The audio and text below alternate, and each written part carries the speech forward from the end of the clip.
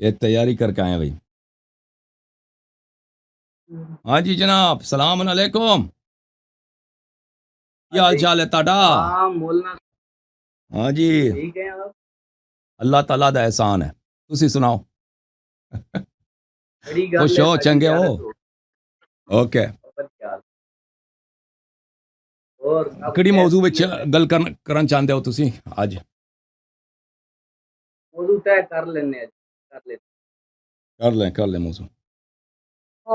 میں یہ گزارش کر رہا تھا کہ وہ مناظرات آپ نے کیے ہوئے، آواز آ رہی ہے میری؟ آواز آپ کی دھیمی ہے، مائکروفون لگتا ہے آپ کے دہن مبارک سے دور ہے. میں مائکرو یہ لگا دیں، مائکروفون لگا دیں. ہاں جی، جی حکم اب حکم. آواز آ رہی آواز آ رہی ہے جی. ہے؟ میں یہ کہہ رہا ہوں کہ کچھ باتیں پہلے طے کر لیں، اسکول کے مطابق، قانون کے مطابق بات. آپ کی آواز جو ہے نا ٹوٹ رہی ہے بھائی. آپ کی آواز جو ہے صحیح نہیں آ رہی، صاف نہیں آ رہی. دوبارہ بولیں.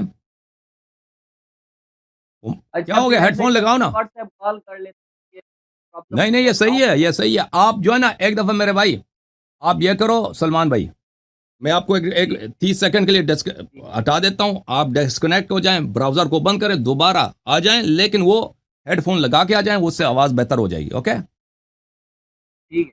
ہاں، دوبارہ آپ براؤزر بند کر کے وہ ہیڈ فون لگا کے واپس آ جائیں تاکہ آپ سے گفتگو ہو. کیونکہ ہمیں خوشی ہوتی ہے کہ جو اہل علم حضرات ہیں، جنہوں نے تحقیق کی ہے، جنہوں نے شیعہ مذہب کے خلاف انہوں نے کام کیا، انہوں نے مواد جمع کیا، ان کو ٹائم دیا جائے. ٹھیک ہے نا، تاکہ سب لوگ بہتر استفادہ کر سکیں. اور یہ ہمارے لیے بھی جو چیلنج ہوتا ہے، علمی چیلنج ہوتا ہے، وہ ہمیں بھی مزہ آتا ہے. کیونکہ پھر ہمیں تحقیق کرنی پڑتی ہے، پھر ہمیں کتابیں دیکھنی پڑتی ہیں. تاکہ ویسے زیادہ اتنا دیکھنا تو نہیں پڑتا اب، کیونکہ ان کے جماعت عمریہ کے جتنے سوالات ہیں، ان کے جواب ہم بہت دفعہ دے چکے ہیں. ہاں، یہ سلمان بھائی براؤزر بند کرو، دوبارہ ہیڈ فون لگا کے آ جاؤ. ہو گیا؟ کر لیا؟ کہتا ہے کر لیا. اوکے کر لیا جناب. اب گل کرو، تسی بات کریں جناب. جی آواز آ رہی ہے اب آپ کو صاف؟ اب آواز آن چنگی ہے جی، گل کرو. ٹھیک ہو. ہم کہہ رہے ہیں کہ پہلے کچھ اصول قواعد ضوابط طے کر لیں کیونکہ ٹھیک. وہ کہتے ہیں نا شکر بے مہار، اس طرح کی خلط محبت والی ماشاء اللہ آپ ماہر ہیں، اچھا وہ نہ ہو جائے. اوکے. اس کا آپ نے کوئی آپ اپنے یعنی اصول بتاؤ ایک نا، ہم طرح آپ سے کے بات اصول شروع ہوتی ہے اور شروع سے قبول کرتے ہیں. ہاں ٹھیک ہو گیا. تو ویسے تو مطلب ہے موضوع طے ہوتا ہے، دعویٰ جواب دعویٰ وغیرہ طے ہوتا ہے، وقت کا اعتبار ہوتا ہے، دلائل وغیرہ دیکھ. میرا خیال ہے سب سے پہلے دلائل کی بات کر لیتے ہیں کہ میں جی جو جی دلائل طے کر لوں ان سے باہر میں نہیں جا سکتا. جو دلائل آپ مان لیں، آپ طے کر لیں، ان دلائل سے باہر آپ نہیں کر سکتے. ٹھیک ہے. جی جناب، تو حکم کریں. ہمارے نزدیک آپ کو پتہ ہی ہے ادلہ اربع ہیں، 4 دلائل ہیں. ہوں. ٹھیک ہے. جی جی. قرآن، سنت، اجماع امت اور قیاس شرعی. اوکے. آپ کے نزدیک ان میں 2 ہی چیزیں ہیں جو حجت ہیں. ہمارے نزدیک جو حجت ہے میرے عزیز، قرآن مجید ہے، بشرطے کہ قرآن کی آیت کسی مطلب میں متشابہ نہ ہو، صریح ہو. اگر وہ صریح ہے ایک مطلب میں، جی وہ اگر ایک آیت متشابہ ہے، اس کے کئی معنی ہو سکتے ہیں، تو پھر وہ متشابہ ہے. آپ کو کسی مطلب پہ اگر استدلال کرنا ہے، قرآن کی ایک ایسی آیت لانی ہوگی کہ وہ اسی مطلب کو واضح طور پہ وہ بتا دے، تو وہ اس کا انکار کرنے والا کوئی نہیں ہوگا. دوسری ہمارے پاس جو صحیح احادیث ہیں اہل بیت طاہرین علیہم السلام سے، رسول اللہ صلی اللہ علیہ وآلہ وسلم، فاطمۃ الزہرا امیر المؤمنین علیہ السلام اور 12ویں امام تک، یہ سب حجت ہے ہمارے نزدیک. اس کے بعد ہمارے نزدیک جو حجت ہے، جو عقل صریح دلیل کرے، عقل واضح طور پہ حکم دے. بہت سارے ایسے مسائل ہیں جن پہ عقل کا حکم نہیں ہے، جیسے فرعی احکام ہیں، اس پہ عقل کچھ نہیں کہتا. لیکن بہت سارے احکام ہیں کہ ان کے متعلق، جیسے اللہ تعالیٰ کا وجود ہے، اللہ تعالیٰ کا وجود، اللہ تعالیٰ کی وحدانیت ہے، اللہ تعالیٰ کے بہت سارے صفات، عقلی ادلہ سے ثابت ہو جاتی ہے. تو ان مسائل پر بشرط کہ وہ دلیل واقعا عقلی ہو تو یہ ہمارے پاس حجت ہے. جی بسم اللہ. جی ٹھیک ہو. اور اس کے علاوہ ایک بات یہ ہے کہ بہت دفعہ ایسا ہوتا ہے کہ ایک قرآن مقدس کی آیت صریح ہوتی ہے، ٹھیک ہے، بالکل آیات کیا ہو؟ کے معنی میں کوئی ابہام نہیں ہوتا. ہم، آیت صریح ہوتی ہے، بالکل ہم، محکم آیت، اس میں ابہام نہیں ہوتا. ہم، پھر آپ اس کی صراحت کو ماننے سے بھی انکار کرتے ہیں اور یہ مطالبہ کرتے ہیں کہ حدیث قرآن کے معنی کو بیان کرے تو ہم مانیں گے. گویا کہ قرآن اپنا معنی خود کوئی نہیں بتا سکتا محکمات کے اندر. متشابہ کی تو بات ہی نہیں ہے نا. وہ تو ہم. اہل ذیل ہوں گے جو متشابہ کے پیچھے جائیں گے. ہم اور کا اپنا رویہ یہ ہوتا ہے کہ آپ خود آیت پیش کرتے ہیں اور خود اس کا معنی بھی بتاتے ہیں. اس کے لیے بہت دفعہ آپ حدیث پیش نہیں کرتے، ٹھیک ہے. تو اس لیے ہم ایک بات یہ طے کر لیں کہ قرآن جو ہے یہ اپنا معنی خود بتاتا ہے، ٹھیک ہے. اس کو احتیاج نہیں ہے اپنے معنی کے بتانے کے لیے، کیونکہ یہ کوئی بے معنی چیز تو نہیں ہے، ٹھیک ہے. ایک معنی رکھتا ہے قرآن اپنے اندر. لہذا ایک بات یہ طے ہو جائے، ہمارے نزدیک اہل سنت کے نزدیک روایات کا درجہ جو ہے وہ قرآن نہیں، ٹھیک ہے. اور قرآن کے اوپر روایت حجت نہیں بن سکتی، یعنی قرآن کے خلاف. قرآن ایک بات کہہ رہا ہے اور روایت اگر اس کے خلاف ہو تو وہ ہمارے نزدیک حجت نہیں ہو سکتی. میرا خیال یہ ہے کہ منہج اہل بیت میں بھی ایسا ہی ہے. دیکھیں یہ کہ آپ کے ہم کہہ رہے ہیں کہ ہم قرآن کی کسی آیت کو جو اگر واضح الدلالہ ہے اس کو نہیں مانتے، تو آپ کو اس کی مثال پیش کرنی ہوگی. ہم نے قرآن کی کون سی واضح الدلالہ آیا ہے جو صریح ہے ایک معنی میں، اس کے اور معانی محتمل نہیں ہے، ہم نے اس کو رد کیا ہے. تو آپ اس کا کوئی مثال آپ پیش کریں. وہ اللہ ہوا ہم اگر قرآن تو قرآن میں متشابہات ہیں، اس کا کوئی بات ہی نہیں ہے. اب قرآن کے سب آیات اس طرح نہیں ہے کہ اس کے معانی واضح ہوں، اس کی تفسیر واضح مسئلہ ہوں. یہ ہے کہ اور سب لوگ جانتے ہیں جنہوں نے تفسیر پڑھی ہے، ہر آیت کے ذیل میں اتنے اقوال ہیں کہ الا ماشاء اللہ کہ ان کا احاطہ کرنا، ان کو گننا وہ ناممکن ہے کسی بھی شخص کے لیے. کوئی کمپیوٹر پروگرام بھی لے کے بنائیں تو پھر بھی ناممکن ہے، کیونکہ اقوال اتنے زیادہ ہیں. بسم اللہ الرحمن الرحیم کے با سے آپ شروع کرتے ہیں کہ یہ با کس معنوں پر ہے، اور سین والناس تک اختلاف ہے مختلف آیات پر. اور آپ جو کہہ رہے ہیں کہ اس قرآن کو اس کو یہ قرآن بہت واضح ہے، یا قرآن بہت واضح ہے، اس کو کسی چیز کی ضرورت نہیں ہے، تو پھر اتنے لوگوں نے تفسیر کیوں لکھی ہے؟ تو اللہ تعالیٰ هو الذی بعث فی الامیین منہم یتلو علیہم آیاتی ویزکیہم ویعلمہم الکتاب والحکمہ وان کانوا من قبل لفی ضلال مبین. وہ جو نبی کریم صلی اللہ علیہ وسلم کے زمانے میں جو عرب تھے وہ سب فصیح تھے، نہایت ہی فصیح بھی کیا، نہایت فصیح و بلیغ تھے، اور ان کو عربی سمجھنے میں کوئی پرابلم نہیں ہوتی تھی، عربی زبان سمجھنے میں. تو ان لوگوں کے لیے بھی اللہ تعالیٰ نے فرمایا هو الذی بعث فی الامیین رسولا منہم یتلو علیہم آیاتہ ویزکیہم ویعلمہم الکتاب والحکمہ. نبی صلی اللہ علیہ وسلم آیات کی تلاوت کرتے ہیں، تزکیہ کرتے ہیں، ویعلمہم الکتاب، اور لوگوں کو تعلیم کتاب دیتے ہیں. تعلیم کتاب اب اتنے بخاری میں خود حدیث ہے، کتنی احادیث ہے کہ صحابہ کو، وہ سب صحابہ عرب تھے، صحابہ وہاں پہ پنجابی تھوڑی تھے، سندھی تھوڑی تھے، سب عرب تھے اور فصیح عرب تھے. وہ ایسے عرب فصیح تھے کہ جیسے ابھی ہمارے زمانے کے عرب ہیں، وہ بہت ہی محنت کریں، 10-15 سال PhD کریں تو ان کی تھوڑی سی وہ ان کی فساد ان کو مل جاتی ہے. اس طرح فساد کے ساتھ نہیں بات کر سکتے جیسے اس زمانے میں عرب فصیح بولتے تھے کلام عرب کو. وہ جو ہیں وہ بخاری کی روایت آپ دیکھیں کہ وہ آیت ہے خیط اسود اور خیط ابیض ماہ رمضان میں، کہ صحابہ کو اتنا نہیں پتہ چلا کہ خیط ابیض اور خیط اسود سے کیا مراد ہے. یہ فجر کی جو روشنی ہے اس سے یہ مراد یہ ہوتی ہے. وہ داغا اپنے پیروں پہ باندھتے تھے، اور سفید داغا سیاہ داغا دیکھتے تھے اس کو کہ اب روشنی اتنی بڑھ جائے، وہ اس وقت تک کہتے ہیں روشنی اتنی بڑھ جائے کہ وہ سفید داغا اور سیاہ داغا نظر آنے لگے. تو ان کو اتنا نہیں پتہ تھا بھائی، وہ عرب تھے. تو اس طرح نہیں ہے قرآن مجید، یہ قرآن مجید سب کو ہر لحاظ سے اس کی معلم کی ضرورت نہیں. اگر اس کی معلم کی ضرورت نہیں ہوتی، تفسیر کی ضرورت نہ ہوتی، تو اللہ تعالیٰ نے نبی کریم صلی اللہ علیہ وسلم کو مفسر قرآن، معلم قرآن کا درجہ کیوں عطا کیا؟ تلاوت کے علاوہ ان کے پاس تعلیم قرآن ہے، اور اس کے علاوہ اتنے تفاسیر لکھے گئے. یہ سب پاگل تھے جنہوں نے تفاسیر لکھے. قرآن خود واضح ہے، تفسیر لکھنے کی کیا ضرورت ہے؟ اب مشکل یہ ہے کہ آپ لوگوں کے ہاں کیونکہ آپ نے سب روایات تفسیریہ جو رسول پاک صلی اللہ علیہ وسلم سے ہیں وہ سب آپ نے کھو دیا. آپ کے پاس کوئی حدیث ہے نہیں تفسیر میں پیغمبر پاک صلی اللہ علیہ وسلم سے کوئی تفسیر ہے نہیں آپ لوگوں کے پاس, سوائے کچھ بہت ہی کم 30 سے بھی کم ہے. وہ پورے ان کے کتب میں جا کے دیکھیں 30 سے بھی کم ہے ان کے پاس تفاسیر. ان کے کتب میں تفاسیر موجود ہے بنی اسرائیل کی اسرائیلیات, لیکن رسول پاک صلی اللہ علیہ وسلم کی تفسیر نہیں. تو اسی لیے کہتے ہیں نا کیا مجھے حدیث کی ضرورت نہیں ہے. جی کیا آپ نے بول دیا کہ ہمیں حدیث کی ضرورت نہیں. یہ ہم نے نہیں کہا کہ آپ بہتان باندھ رہے ہیں, ٹھیک ہے, قرآن سمجھنے کے لیے ہمیں حدیث کی ضرورت نہیں, آپ نے خود کہا. لیکن میں بتاتا ہوں نا, نہیں میں بتاتا ہوں قرآن مقدس کی آیات بینات. سورہ مریم کی 97 نمبر آیت ہے فَإِنَّمَا يَسَّرْنَاهُ بِلِسَانِكَ. اللہ نے کہا کہ ہم نے قرآن کو آپ کی زبان میں بڑا سہل بنایا ہے, آسان بنایا.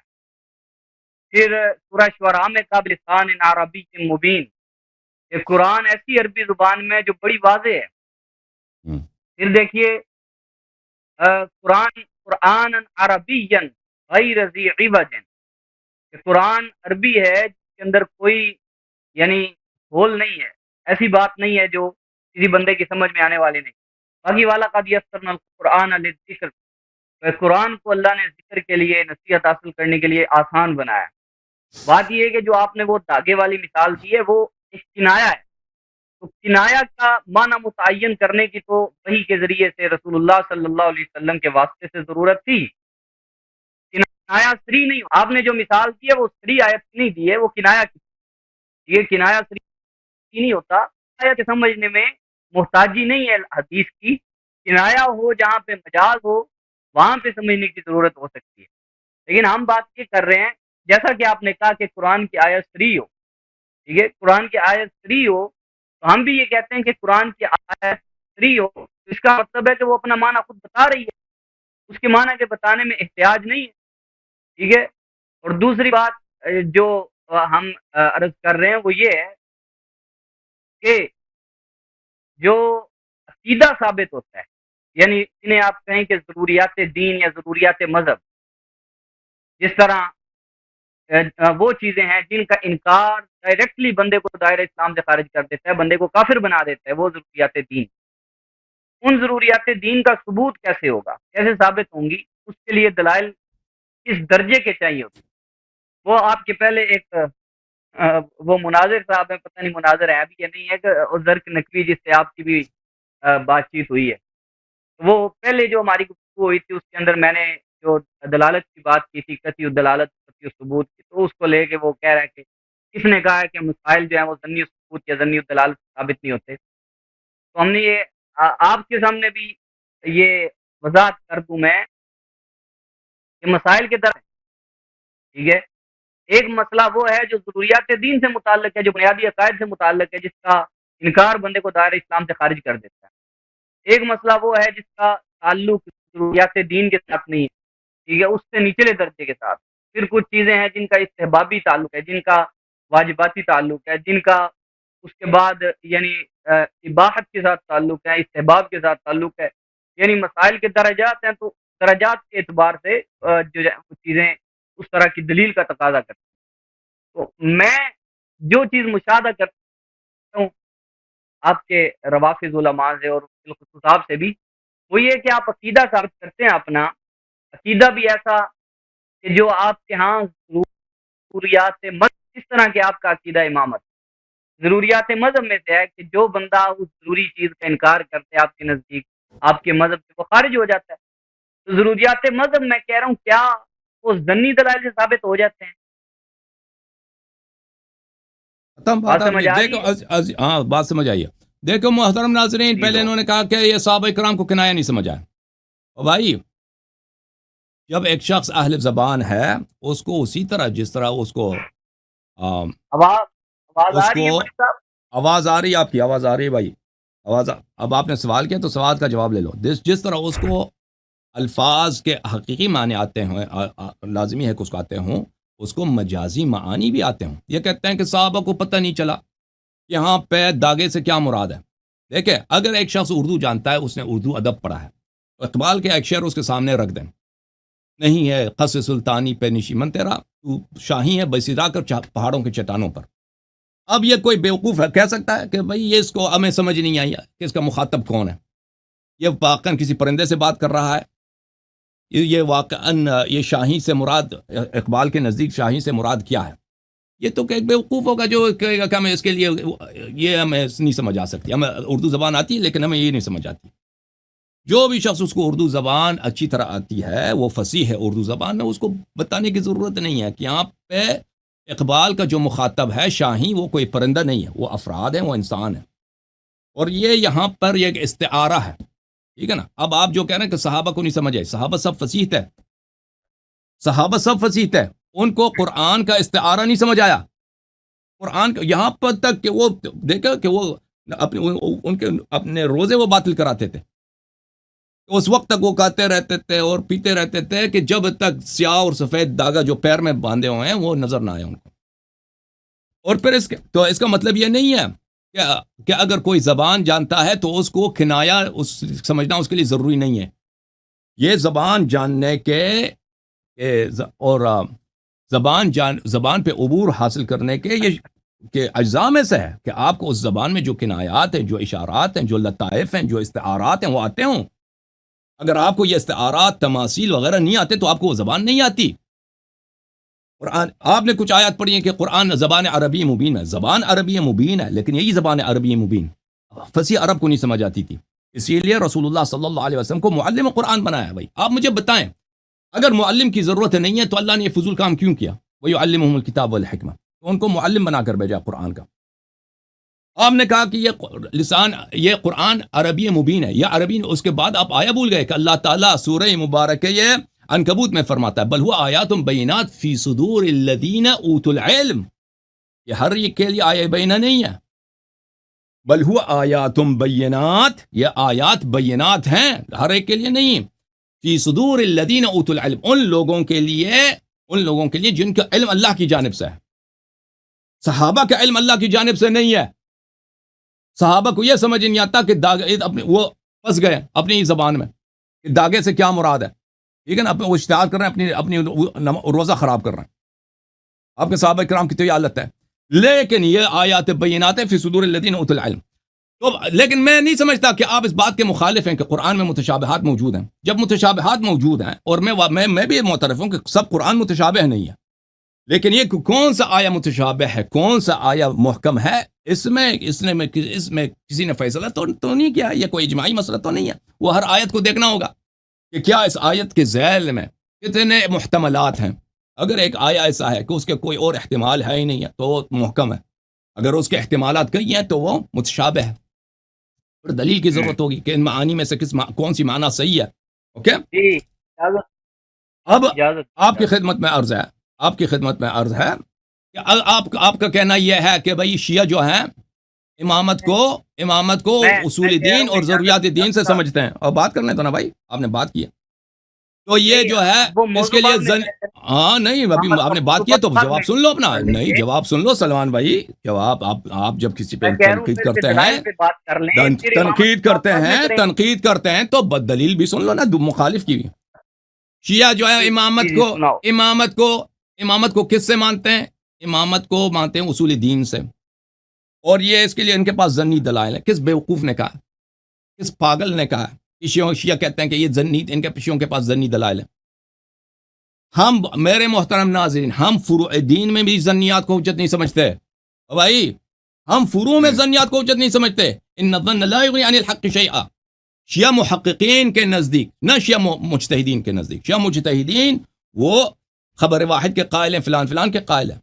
شیعہ محققین کے نزدیک، شیعہ محدثین کے نزدیک ان الظن لا یغنی عن الحق شیئا، یہ قرآن مجید کا جب حکم ہے کہ ظن چاہے فروع میں ہو چاہے اصول میں ہو، ظن حق کو ثابت نہیں کر سکتا۔ آپ کے گمان سے کوئی چیز ثابت نہیں ہوتی۔ ثابت کا مطلب ہی کیا ہے؟ ثابت کا مطلب یہ نہیں کہ واضح ہو، سامنے ہو۔ یہ ظن کا مطلب ہی یہ ہے کہ ثابت نہیں ہے۔ تو ظن اور ثابت ہونا، ظن اور حجت ہونا، یہ ایک ساتھ ہو ہی نہیں سکتے۔ اگر ظن ہے تو حجت نہیں ہے، اگر حجت ہے تو ظن نہیں ہے۔ اب اجازت تو ہم یہ بات ہے ساری آپ کی، میں سمجھتا ہوں، مجھے بات کرنے دو۔ اب جو آپ جو کہ جلد بات کرنے دیں گے تو جلدی ہوگا نا بھائی. آپ جو گیم کھیل رہے ہیں مجھے بخوبی پتہ ہے.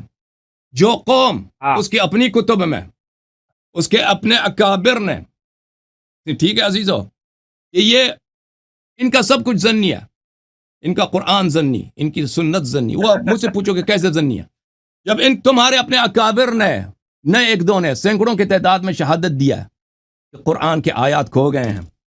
ہاں, اور قرآن کے 7 حروف ہیں, 7 ورژنز ہیں قرآن کے, 7 ایڈیشنز ہیں, اس میں 6 ایڈیشنز عثمان صاحب نے جلا دیے ہیں. تو بھائی کوئی چیز قرآن میں نہیں ہے یہ تم کیسے ثابت کرو گے؟ یہ مجھے سمجھا دینا. اگر قرآن ناقص ہے تو تم مجھے کس طرح ثابت کرو گے؟ تم عقلا کو سمجھا دو کہ فلان چیز قرآن میں نہیں ہے, جب قرآن ہی تمہارا ناقص ہے. بتاؤ, آپ بات کرو. ہاں جی, پہنچ گیا. پہلی بات یہ کہ آپ نے معلم کی بات کی ہے, نبی صلی اللہ تعالیٰ علیہ وسلم معلم ہے, تو اس پہ ہمارا ایمان ہے. وَيُعَلِّمُهُمُ الْكِتَابَ وَالْحِکْمَةَ کہ نبی صلی اللہ علیہ وسلم کتاب و حکمت کے معلم ہیں. لوگوں سے آپ ڈائریکٹلی مخاطب ہیں, جو آپ کے سامنے موجود ہیں وہ صحابہ ہیں, اہل بیت ہیں آقا علیہ السلام کے, وہ ڈائریکٹلی حضور سے سن رہے ہیں, اور ان کا سننا اپنے کانوں سے رسول اللہ صلی اللہ علیہ وسلم سے وہ بالکل قطعی ہے. لیکن میں یہ پوچھتا ہوں کہ کیا مولوی صاحب آپ ڈائریکٹلی حضور سے سن رہے ہیں یہاں پہ بیٹھ کے, یا جس طرح آپ کے ہاں حجت ہیں ائمہ اہل بیت, تو آپ ڈائریکٹلی ائمہ اہل بیت سے بیٹھ کے سن رہے ہیں؟ ایسا نہیں ہے بالکل.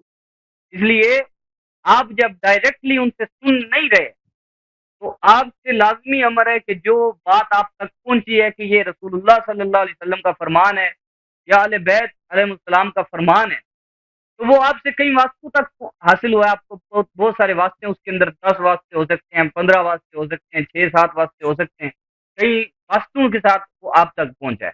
ٹھیک ہے, اس واسطے ہم جو ظنی اور قطعی کی بات ہم نے چھیڑی ہے اور طے کر لینا چاہتے ہیں پہلے, وہ اسی لیے ہے کہ ایک بندہ جو سامنے سن رہا ہے بیٹھ کے ڈائریکٹلی اپنے قانون سے سن رہا ہے, اس کے اپنے قانون سے سننا تو قطعی ہے, اور نبی علیہ السلام کی زبان مبارک سے جس بندے کے قانون نے سن لیا ہے, اس کو اگر وہ اس بات میں شک کرے تو وہ تو کافر ہو جائے گا.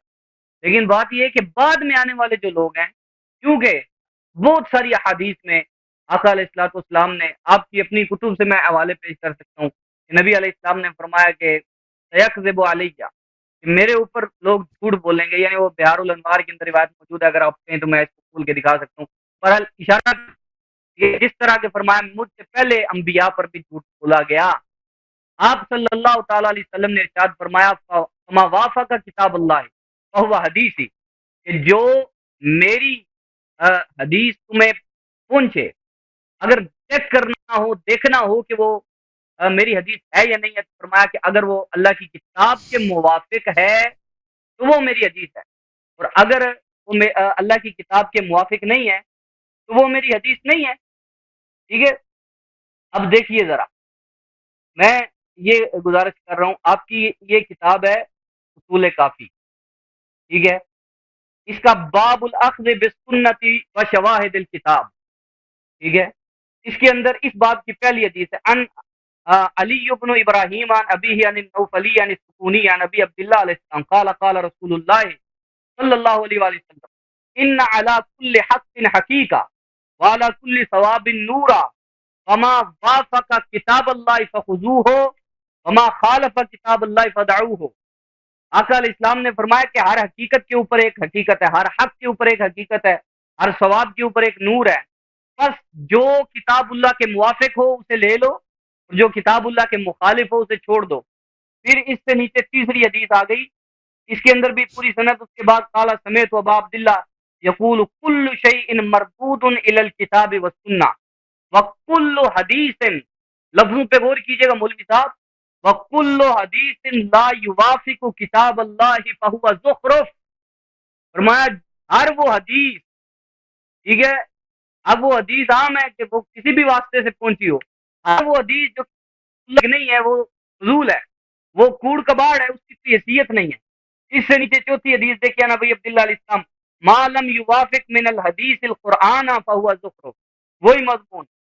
تین نیچے اس سے اگلی پانچویں حدیث ایھا الناس ما جاءکم عنی یوافق کتاب اللہ فانا قلتہ وما جاءکم یخالف کتاب اللہ فلم اقلہ، فرمایا تمہارے پاس میری طرف سے اگر کوئی روایت پہنچتی ہے، کوئی حدیث پہنچتی ہے، تو اگر وہ کتاب اللہ کے موافق ہے تو پھر سمجھ لو کہ وہ میری حدیث ہے، اگر کتاب اللہ کے موافق ہے ہی نہیں تو پھر سمجھ لو کہ وہ میری حدیث نہیں ہے۔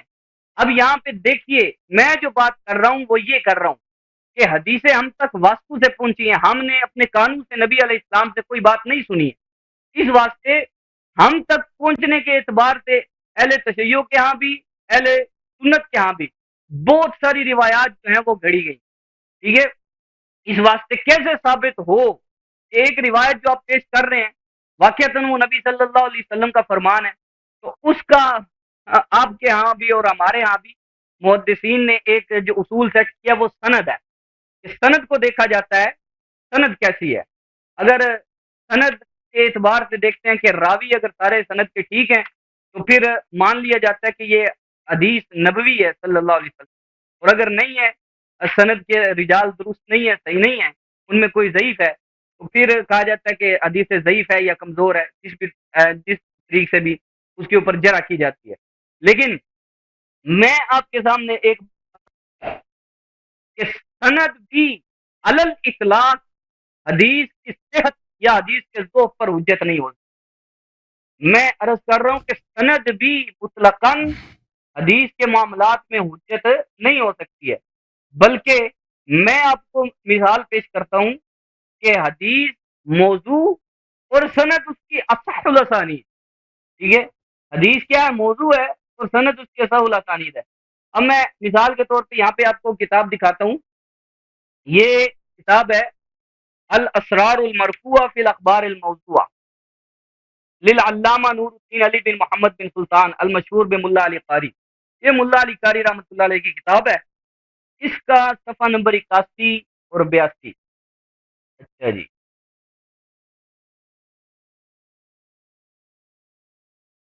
اس کا صفحہ نمبر 81 ہے، اور اس کی فصل کے اندر روایت بیان کی گئی ہے کہ احمد ابن حنبل بڑے محدث اہل سنت کے، اور یحییٰ ابن معین یہ بھی امام الحدیث ہیں ہمارے مذہب کے، یہ مسجد رصافہ کے اندر نماز پڑھنے کے لیے فقام بین ایدیہم قاسم، ایک قصہ گون کے سامنے کھڑا ہوا، اس نے کہا حدثنا احمد بن حنبل و یحییٰ بن معین قال، آگے اس نے یعنی ایک سند پیش کی، کہتا اچھا جی،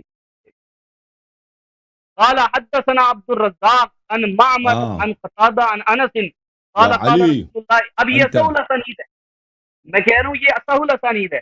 آگے اس نے حدیث پڑھنی شروع کی، من قال لا الہ الا اللہ خلق اللہ من کل کلمۃ منہا طیرا من قارہ من ذہب وریشہ من مرجان وغیرہ وغیرہ، حتیٰ کہ اس نے قریب 20 ورقہ 20 صفحات کے قریب اس نے یہ اتنی بڑی حدیث پڑھی۔ اب احمد ابن حنبل کی طرف دیکھتے ہیں اور یحییٰ ابن معین احمد ابن حنبل کی طرف دیکھتے ہیں کہ کیا یہ تم نے حدیث بیان کی؟ وہ کہتے ہیں نہیں، میں نے تو سنی بھی کبھی نہیں ہے یہ طرح کی حدیث۔ وہ کہتے ہیں آپ نے بیان کی؟ کہتے ہیں میں نے بھی کبھی نہیں ایسی حدیث سنی۔ اچھا، پھر جب وہ گفتگو قصہ گو نے مکمل کی تو یحییٰ ابن معین نے اس کو اشارہ کیا، ادھر آؤ بات سنو۔ اچھا، وہ آیا، اسے گمان تھا کہ یہ مجھے کوئی انعام و اکرام دیں گے، فجاء متوہما للنوال، کہ کچھ مجھے عطا کریں۔ تو یحییٰ ابن معین نے کہا من حدثک بہذا الحدیث، تمہیں یہ حدیث کس نے بیان کی ہے؟ فقال، اس نے کہا احمد بن حنبل و یحییٰ ابن معین، جو دو بندے سامنے بیٹھے انہیں کہہ رہا ہے کہ مجھے احمد ابن حنبل اور یحییٰ ابن معین نے یہ حدیث سنائی ہے۔ تو یحییٰ ابن معین نے کہا انا یحییٰ ابن معین وہذا احمد بن حنبل، میں یحییٰ ابن معین ہوں اور یہ احمد ابن حنبل ہیں۔ یہ ما سمعنا بہذا قط فی حدیث رسول اللہ صلی اللہ تعالی علیہ وآلہ وسلم، کہ اس طرح کی جو حدیث تو بیان کر رہا ہے ایسی تو کوئی حدیث ہم نے نہیں سنی ہے، ٹھیک ہے۔ اب دیکھ لو، فَإِنْ كَانَ وَلَا بُدَّ مِنَ الْكِذْبِ فَعَلَىٰ غَيْرِنَا، فرمایا اگر ایسی بات بیان کر رہے تو بالکل یہ جھوٹ بول رہے ہیں۔ اب یہاں پہ یہ الاسرار المرفوعہ فی الاخبار الموضوعہ سے میں نے روایت پیش کی کہ ایک قصہ گو، ایک روایت سے گھڑنے والا بندہ جو ہے وہ روایت گھڑ رہا ہے اور سند بنا رہا ہے اصح الاسانید، اور اس کے بعد ایک متن جو ہے وہ گھڑ کے پیش کر رہا ہے اس نام کے ساتھ کہ نبی صلی اللہ علیہ وسلم کی حدیث ہے۔ اب بات یہ ہے کہ حدیثوں کے اندر ہم نے سند کو حجت بنایا، سند بھی حجت نہ رہی کہ سند بھی لوگوں نے گڑھ لی، جو بندہ متن گڑھ سکتا ہے وہ سند بھی گڑھ سکتا ہے۔ اس واسطے ہم تک پہنچنے کے اعتبار سے روایات ہیں جو وہ شیعہ روایات ہیں وہ روات کی محتاج ہیں. اب جب روات کی محتاج ہیں تو اس کے اندر آپ نے دیکھا اور آپ خود بھی یہ مانتے ہیں کہ اخبار احاد جتنی ہیں وہ سب ظنی ہوتی ہیں. ٹھیک ہے, اخبار احاد جتنی ہیں یعنی احاد کے اندر مشہور بھی ہے, عزیز بھی ہے, ٹھیک ہے, مستفیض وغیرہ ظنی ہیں اخبار احاد کی اقسام. اور احادیث کے اندر یعنی جس چیز کو ہم قطعاً و یقیناً کہہ سکتے ہیں کہ یہ نبی صلی اللہ علیہ وسلم کی سنت اور حدیث ہے, وہ وہی چیز ہے جو بالتواتر ثابت ہے. ٹھیک ہے, تو اس واسطے یہ بات کرنے کا مقصد یہ ہے کہ پہلے دلائل طے ہو جائیں تاکہ ہم جب بات کریں تو پھر ایسا نہ ہو کہ آپ دلائل جب دینے پہ آئیں اور آپ اپنا مذہب ثابت یعنی اپنے مذہب کے ضروریات دین جو آپ کے مذہب کے ضروریات مذہب ہیں ان کو ثابت کرنے پہ آئیں تو آپ اخبار احاد کو پیش کرنا شروع کر دیں. اور ایسی روایات بھی پیش کرتے ہیں آپ کہ قرآن سے متصادم ہوتے یعنی قرآن سے ٹوٹلی ان کا مضمون ڈیفرنٹ ہوتا ہے, بالکل ٹکراؤ میں ہوتا ہے, اور آپ ان روایات کو بھی حجت مانتے ہیں. آپ کے نزدیک روایت جو ہے وہ قرآن پر حجت ہے, قرآن روایت کے اوپر حکم نہیں. میں کہتا ہوں کہ آپ اس بات پہ پہلے اپنے یعنی جو اصول ہیں ان کو درست کریں کہ قرآن تو روایات پر حجت ہے, روایت قرآن پر حجت نہیں ہے. اس واسطے ہمارا اہل سنت کا یہ اصول ہے. امام ابن الجوزی نے کتاب الموضوعات کے اندر بھی اور اوکے بھائی کافی ہو گیا تقریر آپ کی لمبی ہو گئی بھائی, تقریر آپ کی لمبی ہو گئی بھائی. آپ یہ باتیں جو آپ کہہ رہے ہیں نا آپ سب کا ٹائم ضائع کر رہے ہیں, آپ سب کا ٹائم ضائع کر رہے ہیں. آپ جواب سن لو, اپنا جواب سن لو. آپ دیکھیں ادھر اور بھی لوگ منتظر ہیں, آپ کوئی مفید بات کر رہے ہیں نا جو شیعہ اور جماعتیں میرے اختلافی باتیں ہیں. اب سن لو آپ کی جواب. دیکھو میرے محترم ناظرین, اللہ تعالیٰ نے میں نے آپ کی روایات بھی پیش کر دی ہیں اور آپ کی بات بھی مکمل ہونے دی. آپ میری بات نہیں مکمل آپ اتنی لمبی آپ بات کر رہے ہیں نا بھائی, کوئی تقریر آپ کو سننے تھوڑی آئے ہیں ادھر. کوئی خطرہ ہے؟ ہاں تقریر خطرہ اس بات کا کہ ٹائم ضائع ہو رہا ہے. خطرہ یہی ہے کہ ٹائم ضائع ہو رہا ہے, سب بور ہو رہے ہیں بھائی. سب دوسرے چینل کو چلے جائیں گے, ادھر میوزک سنیں گے. آپ جب بورنگ باتیں کریں گے نا سب لوگ جائیں گے ادھر کوئی 50-50 دیکھے گا, کوئی انور مقصود, کوئی آپ کوئی اداکار کو دیکھے گا. اور نہیں بھائی میں بور ہو رہا ہوں, اور میں بھی ہوں نا, میں بھی بور ہو رہا ہوں آپ کی ان باتوں سے, غلط باتوں سے. تو آپ خاموش ہو جائیں تو جواب ملے گا نا. آپ اب جواب میں نے دیا ہی نہیں ہے تو آپ بات مکمل نہیں آپ نے ہونے. مکمل کرو جلدی سے, مکمل کرو جلدی سے بھائی. نہیں بالکل نہیں کرتے آپ. تو مطلب ہے کہ ایک جو آدھے منٹ کا کوشچن ہوتا ہے اس کے آنسر کے اندر آدھا گھنٹہ لگا لیتے ہیں. ہمارے 10 منٹ بھی آپ کو دوبارہ نہیں ہو رہے. یہ نا انصافی تو نہ کریں مولوی صاحب ہمارے ساتھ. کیا حال ہے, وہ ختم ہوا نہیں ہوا اب؟ اچھا چلیں آپ اس بات کا میں جواب دے دیں کہ روایات ہیں کیسے پتہ چلے اخبار احاد جو ہے وہ واقعتاً. دیکھیں میرے محترم ناظرین, اس شخص کو شیعہ مذہب کے متعلق ابتدائی اس شخص کو شیعہ مذہب کے متعلق اور اپنے مذہب کے متعلق اور قرآن کے متعلق اور مسلمانوں کے عقائد کے متعلق ابتدائی باتیں نہیں معلوم. یہ سمجھتا ہے کہ اللہ تعالی ہم رسول پاک صلی اللہ علیہ وسلم کے اس وقت تک صرف اتباع کریں گے جب تک وہ قرآن کے موافق حکم دیتے ہیں. ٹھیک ہے نا. حالانکہ اللہ تعالیٰ قرآن میں کیا فرماتا ہے, وَأَطِيعُوا اللَّهَ وَأَطِيعُوا الرَّسُولَ إِن كُنتُمْ تُحِبُّونَ اللَّهَ فَاتَّبِعُونِي يُحْبِبْكُمُ اللَّهُ. اور چپ کرو. مَا آتَاكُمُ الرَّسُولُ فَخُذُوهُ وَمَا نَهَاكُمْ عَنْهُ فَانْتَهُوا. اللہ تعالیٰ نے کوئی قید نہیں لگائی قرآن. بات کرنے دینا بھائی, میں بتاتا ہوں ایک بات, میں آپ کو سنا رہا ہوں. میری بات پہلے سن لیں اس کے بعد جواب دیں. میں صرف ابھی آپ خاموش ہو گئے, تم مجھے کہا کہ بات کرو. نہیں ابھی میری باری, ابھی سنو آدھے منٹ بعد, کیونکہ آپ یہاں پہ ڈنڈی مار رہے ہیں. نبی صلی اللہ تعالی علیہ وسلم او بھائی چپ کرو, او بھائی چپ کرو, تم اپنی باری میں جو کہنا کہہ دو. چپ کرو, ابھی میری باری ہے. میں ان روایات کی بات کر رہا ہوں. او بھائی میں نے آپ کی باتیں سنی ہے نا. او بھائی اب چپ کرو. تمہیں نہ شیعہ مذہب کا پتہ ہے, تمہیں نہ اپنے مذہب کا پتہ ہے, تو نہ قرآن کا پتہ ہے, اور تجھے نہ رسول پاک صلی اللہ علیہ وسلم کی اطاعت کا پتہ ہے. یہ سمجھتا ہے کہ ہم رسول صلی اللہ علیہ وسلم کی اس وقت تک اطاعت کریں گے جب تک وہ قرآن کے موافق بولتا ہے. اور بھائی اللہ نے کوئی ایسی شرط لگائی ہے, رسول اللہ صلی اللہ علیہ وسلم نے اپنی ایک شرط لگائی ہے، ما آتاکم الرسول فخذوہ. بھائی چپ کرو پلیز چپ کرو. مجھے میری بات غلط بھی ہے تو سن لو. میری بات غلط بھی ہے، تم بعد میں کہہ دینا بھائی، تم بعد میں کہہ دینا کہ آپ کا یہ جملہ غلط ہے. بھائی چپ کرو بھی، ادب سیکھو. تمہیں کیا مدارس میں یہی سکھاتے ہیں؟ او بھائی چپ کرو. دیکھو لوگو یہ، او بھائی چپ کرو تم. ہم نے رسول پاک صلی اللہ علیہ وآلہ وسلم اللہ واطیعوا الرسول، رسول صلی اللہ علیہ وسلم کی اطاعت مطلقہ واجب ہے، چاہے ان کا حکم ایسا آ جائے کہ اس کی موافق قرآن میں کچھ بھی نہ ملے. ایسا حکم ہے نا کہ اس کا قرآن میں اس کے موافق کچھ بھی، پھر بھی طاعت واجب ہے. اس طرح نہیں ہے حدیث لے آؤ، اگر اس کے موافق قرآن میں آیت ہے تو طاعت کرو، اگر اس کے موافق قرآن میں آیت نہیں ہے تو طاعت نہ کرو. جو روایات انہوں نے نقل کیا ہے کہ رسول پاک صلی اللہ علیہ وآلہ وسلم نے فرمایا کہ لوگ مجھ پہ افتراء کریں گے، بلکہ انہوں نے یہ فرمایا صحابہ سے کرا اشیاء حدیث میں تو یہ ہے لا تکذبوا علیہ، مجھ پہ جھوٹی باندھے نہ باندھو.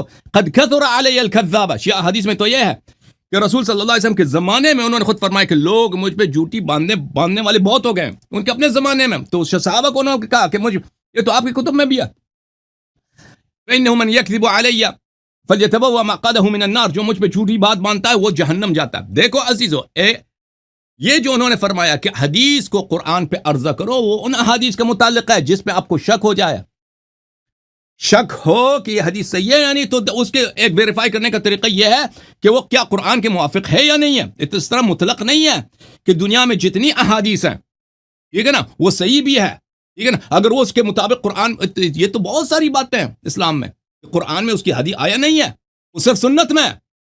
اگر تم یہ اس کا قائل کوئی نہیں ہے مسلمانوں میں بھائی، یہ جو اصول بتا رہی ہے یہ چھوٹے مولوی صاحب، ابھی آپ ابھی پڑھے میرے بھائی، اب واپس مدرسے چلے جاؤ. یہ اس کا قائل کوئی، اس طرح اگر آپ جو ہے نا کہ ہم صرف وہی حدیث مانیں گے، ہر حدیث کو چھوڑیں گے جس کے مطابق آیا. او بھائی چپ کر، خاموش، میری باری ہے، خاموش ہو جا، خاموش، میری باری ہے. اس طرح اگر آپ شروع کر دیں نا کہ ہم وہ صرف وہ حدیث مانیں گے جو قرآن میں موجود ہے، 99% احادیث یا کم از کم 90% احادیث بخاری مسلم کے اب مار دیں اس کے، کیونکہ اس کے قرآن میں اس کی آیا نہیں ہے. غزوہ بدر میں کیا ہوا، غزوہ احد میں کیا ہوا، پر نبی صلی اللہ علیہ وسلم نے کیا کیا، وہ سب احادیث فعلیہ، احادیث قولیہ آپ کے چلے جائیں گے بھائی، بہت کم بچ جائیں گے. وہ جو قاعدہ ہے کہ تم حدیث کو قرآن پہ عرضہ کرو، وہ صحیح ہے، لیکن وہ مشکوک احادیث کے لیے ہے، وہ مطلق نہیں ہے. اس کو یہ اتنا بات نہیں سمجھ آئی. اب پھر یہ کہتے ہیں کہ احادیث ہمیں واسطوں تک پہنچی، ہمیں شک ہوتا ہے. بالکل آپ کے احادیث واسطوں کے ساتھ، آپ کے احادیث سب مشکوک ہیں، آپ نے بالکل صحیح کہا ہے.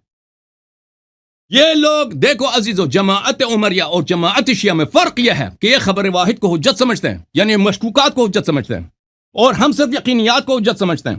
ملاحظہ فرمائیے، یہ کتاب ایک رسائل شریف المرتضی المجموعہ الثالثہ، یہاں پر صفحہ نمبر 309 میں ان کا باقاعدہ، یہ بہت مشہور ہے، معروف ہے شیعہ محدثین کا، یہ دین چاہے فرعیات میں ہو، چاہے اصول دین میں ہو، اس میں زن حجت نہیں ہوتی. مرحوم سید مرتضی رحمہ اللہ کیا فرماتے ہیں؟ اعلم لا يجوز ان يتعبد اصحابنا والحال هذه ان يعملوا في الاحكام الشرعيه على اخبار الاحاد، ولا يتم على موجبات اصولهم ان يكون الاخبار التي يروونها في الشريعه معمولا عليها، وان جاز لخصومهم على مقتضى اصولهم ذلك. کہتا ہے ہم شیعوں کے لیے بالکل جائز نہیں ہے کہ ہم خبر واحد پہ عمل کریں، اور نہ ہماری شریعت میں یہ جائز ہے. مخالفین کے لیے وہ جائز ہے جنہوں نے وہ اصول بنایا کہ خبر واحد حجت ہے. ایک چیز جو خود آپ کہہ رہے ہیں مشکوک ہے، بھائی یہ خود انہوں نے بھی اعتراف کیا، ان کی پوری سنت مشکوک ہے، اسی لیے یہ کہہ رہے ہیں کہ ہمیں اتنے واسطوں کے ساتھ پہنچا، ہمیں پتہ نہیں چلتا کون سے صحیح ہے کون سے نہیں ہے. ہم قرآن میں جا کے دیکھیں، بخاری میں جو احادیث ہے، مسلم میں جو احادیث ہے، صحیح اصح الاحادیث بھی ہو نا، ابھی انہوں نے کیا کہا، خود اعتراف کیا نہیں کیا، اصح الاسانید بھی ہو تو وہ موضوع ہو سکتا ہے. ماشاءاللہ ماشاءاللہ ماشاءاللہ، سبحان اللہ، بڑی اعتراف کیا آپ نے، بڑی اعتراف کیا، بڑے کام کے اعتراف کیا. ابھی چپ رہو، چپ خاموش، میری باری ہے، چپ، میں بولنا نہیں، ابھی منہ بند کر رہا ہوں. خود کیا اعتراف کیا بھائی، صدد اصح الاسانید، تو ان کی حدیث جھوٹی. اور بھائی تو پتہ یہ چلا کہ ان کی اصح الاسانید بھی جو ہے نا، انہوں نے خود کہا کہ احادیث اتنے واسطوں کے ساتھ ہمیں پہنچا، یہ سب مشکوک ہے. تو میرے محترم ناظرین، ان کے قرآن ان کے نزدیک مشکوک. جب قرآن کے متعلق میں نے ان سے سوال کیا, جواب نہیں دیا انہوں نے, کہ ان کے پاس جواب ہی نہیں ہے. کہ آپ کے اکابر نے جب اعترافات کیے ہیں, فرمائے انہوں نے کہ قرآن میں کمی ناقص ہوئی, اور وہ خبر واحد بھی نہیں ہے, وہ خبر متواتر معنوی ہے. اور قرآن کے 7 حروف میں سے 6 حروف عثمان صاحب نے جلا دیے ہیں, وہ بھی متواتر ہے. جب یہ سب قرآن آپ کے نزدیک مشکوک, احادیث آپ نے تو خود الحمدللہ رب العالمین اعتراف کر دیا مشکوک, آپ کا دین ہی مشکوک ہے. ہمارے نزدیک میرے محترم ناظرین,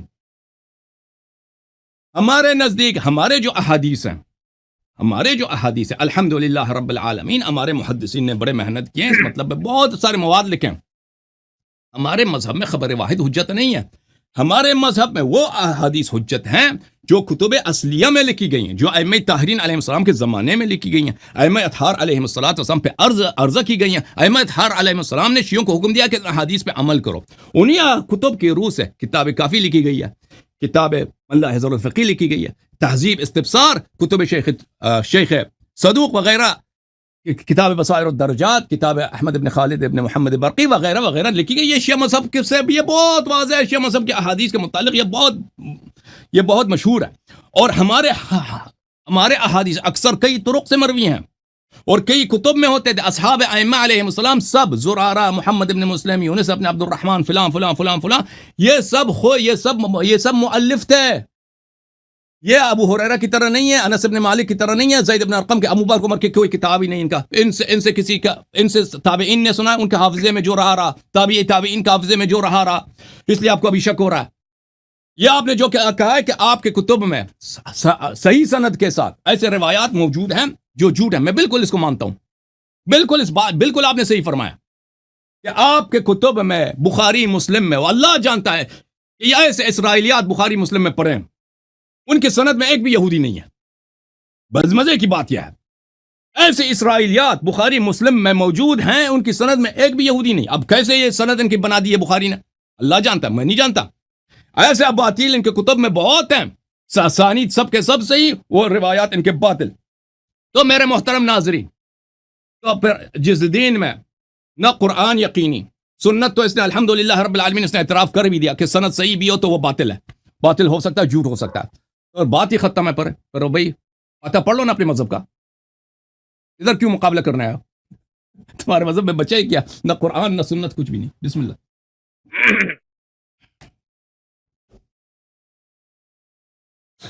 واہ جی واہ, ماشاءاللہ, بڑی آپ نے فرمائی ہے.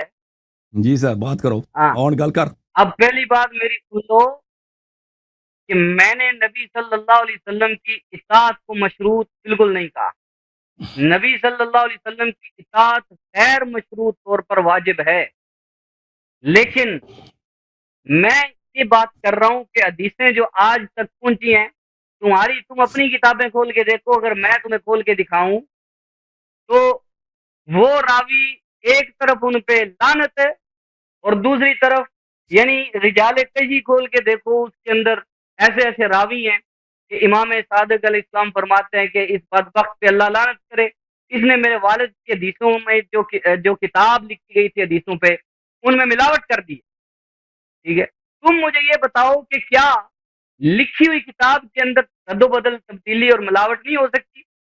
وہی یہ تو رجال کشی اس بات پہ گواہی دیتی ہے. ٹھیک ہے, اب یہ جو تم نے دعویٰ کیا ہے کہ تمہاری ہر حدیث مشکوک نہیں ہے, کیا تمہاری ہر حدیث مقبول ہے اور ہر حدیث صحیح ہے؟ ہر حدیث متواتر ہے تمہاری کتابوں کے اندر؟ جواب دو مولوی صاحب. ختم ہو گیا بات آپ کی, مشہور کروں ہاں یا نہ کرو؟ میں کہہ رہا ہوں کہ جو احادیث اصول سے لے گیا, میں نے اس شخص نے میری بات نہیں سمجھی عزیزو, اس شخص نے میری بات, میں نے کہا جو احادیث, بھائی جو احادیث اصول سے لے گئی ہیں وہ سب کے سب صحیح متواتر, اور ہمارے جو کتب اربعہ ہیں اس میں اکثر احادیث اصول میں ہے, کیونکہ ہر ایک کے ساتھ سند ہے. اگر جو حدیث اصول میں سے نہیں ہے تو پھر وہ ہو سکتا ہے کہ صحیح نہ ہو سکتا ہے کہ وہ یقینی نہ ہو. جو اصول میں سے ہیں وہ یقینی ہے, متواتر. متواتر صرف یہ ہے کہ وہ اصولی کتاب جو ہوتا ہے متواتر ہے. جی بالکل بالکل, صرف یہ نہیں ہے, لیکن اصول کے, آپ اصول کو نہیں جانتے نا, سند کا کوئی اعتبار نہیں ہے. اچھا یہ اس بات کی توضیح کے لیے میں ایک سیکنڈ میں جواب نہیں دے سکتا. ابھی آپ کو ہمارے اصول کا نہیں معلوم, ہمارے مذہب میں حدیث کی تاریخ کیا ہے اس کا نہیں معلوم. میں ایک سیکنڈ میں اس کا جواب نہیں دے سکتا. اگر آپ تم چپ رہو 5-10 منٹ مجھے دے دو تو میں اس کا توضیح دے سکتا ہوں. میں نے بہت اس کی توضیح دی مختلف پروگراموں میں. چلو آپ کو پتہ نہیں بولیں تو پھر آپ بعد میں بات کرو, ٹھیک ہے؟ میری بات ہو لینے دو. جہاں تک اصحاب کی لعن کی بات ہے, اصحاب کی لعن اس کا بھی میں ابھی جواب دے دوں کیونکہ آپ رک گئے ہیں, تو اس کا جواب بھی سن لو. وہ تقیہ کے طور پہ تھا, اور وہ اس کے حدیث خود رجال کتب کے رجال میں موجود ہے کہ امام علیہ السلام نے فرمایا کہ میں ہم آپ کی جان بچانے کے لیے دوسروں کے سامنے ہم آپ کو برا بلا کہتا ہوں تاکہ لوگ آپ کو قتل نہ کریں. وہ اس کی وجہ بہت واضح ہے, اس کی روایات بھی بہت زیادہ. اور جہاں تک آپ نے کہا کہ ابو الخطاب نے کتب حدیث میں ملاوٹ کیا, تو وہ امام علیہ السلام کو اسی زمانے میں پتہ تھا, ان کو پتا تھا کہ کس کتاب میں اس ملعون نے ملاوٹ کیا, ٹھیک ہے نا. وہ حذف اسی زمانے میں وہ حذف ہو گئی ہیں, اس طرح نہیں ہے. ایک شخص جو ملعون ہوا, ائمہ طاہرین علیہ السلام نے اس کو لعنت کیا, وہ پھر ایسا نہیں ہے کہ پھر ائمہ علیہ السلام چپ رہے, محدثین اصحاب ائمہ علیہ السلام چپ رہے, پھر اسی کتاب کو ان لوگوں نے پھر نقل بھی کیا. وہ کتابیں اسی وقت تصفیہ کی گئی ہیں, صاف کی گئی, ملاوٹی احادیث اسی وقت ان میں سے نکال لی گئی ہیں. اوکے, تمہیں شیعہ اصول حدیث کا پتہ بھی نہیں ہے. شیعہ اصول حدیث اور آپ کے اصول حدیث میں زمین آسمان کا فرق ہے. میں بات کر رہا ہوں کہ ابھی آپ نے کہا کہ یہ کہتے ہیں کہ جو کتاب اللہ کے موافق ہو وہ نبی علیہ السلام کی وہاں پہ اطاعت کرنی ہے. پہلی بات یہ میں کہہ دوں کہ میں نے حدیث کی روشنی میں یہ بتا دیا آپ کی کتابوں سے کہ وہ نبی صلی اللہ علیہ وسلم کی حدیث ہو ہی نہیں سکتی جو کتاب اللہ کے موافق نہ ہو, یعنی کتاب اللہ کے مخالف ہو, وہ حدیث نبوی ہو ہی نہیں سکتی, کیونکہ وحی کے اندر تضاد نہیں ہو سکتا. اگر قرآن وحی ہے, حدیث نبوی بھی وحی ہے, جو وحی کے اندر تضاد سمجھے اور کہے کہ کتاب اللہ کے موافق نہ بھی ہو تب بھی مانیں گے. بھائی کتاب اللہ کے موافق ہونے کی شرط خود نبی علیہ السلام نے لگائی ہے, تمہاری کتابوں سے روایت میں نے پیش کی ہے. اور دوسرا یہ کہہ رہے کہ روایت جب مشکوک ہو جائے اس میں دیکھنا ہو صحیح ہے یا نہیں صحیح. کتاب یہ جو آپ کی کتابوں سے میں نے روایت کی ہے اس کے اندر تو وہ مطلق فرما رہے ہیں نبی علیہ السلام, کہتے ہیں مطلق نہیں ہے, حضور تو مطلق فرما رہے ہیں, اس کے اندر یہ تو نہیں ہے کہ شک ہو جائے اذا, بلکہ حدیث کے الفاظ یہ ہیں. یہ میرے سامنے یہ کتاب ہے بہار الانوار, کتاب العلم, ٹھیک ہے, دوسری جلد ہے کتاب العلم, اور یہاں پہ حدیث ہے کہ قال رسول اللہ صلی اللہ علیہ وسلم فی حجۃ الوداع قد کثرت علی الکذابۃ وستکثر فمن کذب علی متعمدا فلیتعد من النار. حدیث کے الفاظ ہیں فَإِذَا أَتَاكُمُ الْحَدِيث, لفظ سننا یہ نہیں کہا کہ جب تمہیں شک ہو جائے حدیث میں, کہا کوئی بھی حدیث تمہارے پاس آئے, فَإِذَا أَتَاكُمْ, کوئی بھی حدیث تمہارے پاس آئے, کوئی بھی حدیث, فَآرِضُوا عَلَى کتاب اللہ, اسے اللہ کی کتاب کے سامنے پیش کرو. وما وافق کتاب اللہ, جو کتاب اللہ کے موافق ہو, سنتی اور سنت متواترہ کے موافق ہو, فخذوا بہ, وہ حدیث مان لو. وما خالف کتاب اللہ و سنتی فلا تأخذوا بہ, اور جو میری اللہ کی کتاب کے موافق نہ ہو اسے چھوڑ دو. اس کے اندر اللہ کے نبی صلی اللہ علیہ وسلم نے شک یا مشکوک ہونے کے الفاظ استعمال ہی نہیں فرمائے. یہ مولوی اللہ یاری صاحب یہاں پہ اپنا مطلب بیان کرنے کے لیے خود سے یہ الفاظ حدیث کے اندر شامل کرنے کی کوشش کر رہے ہیں.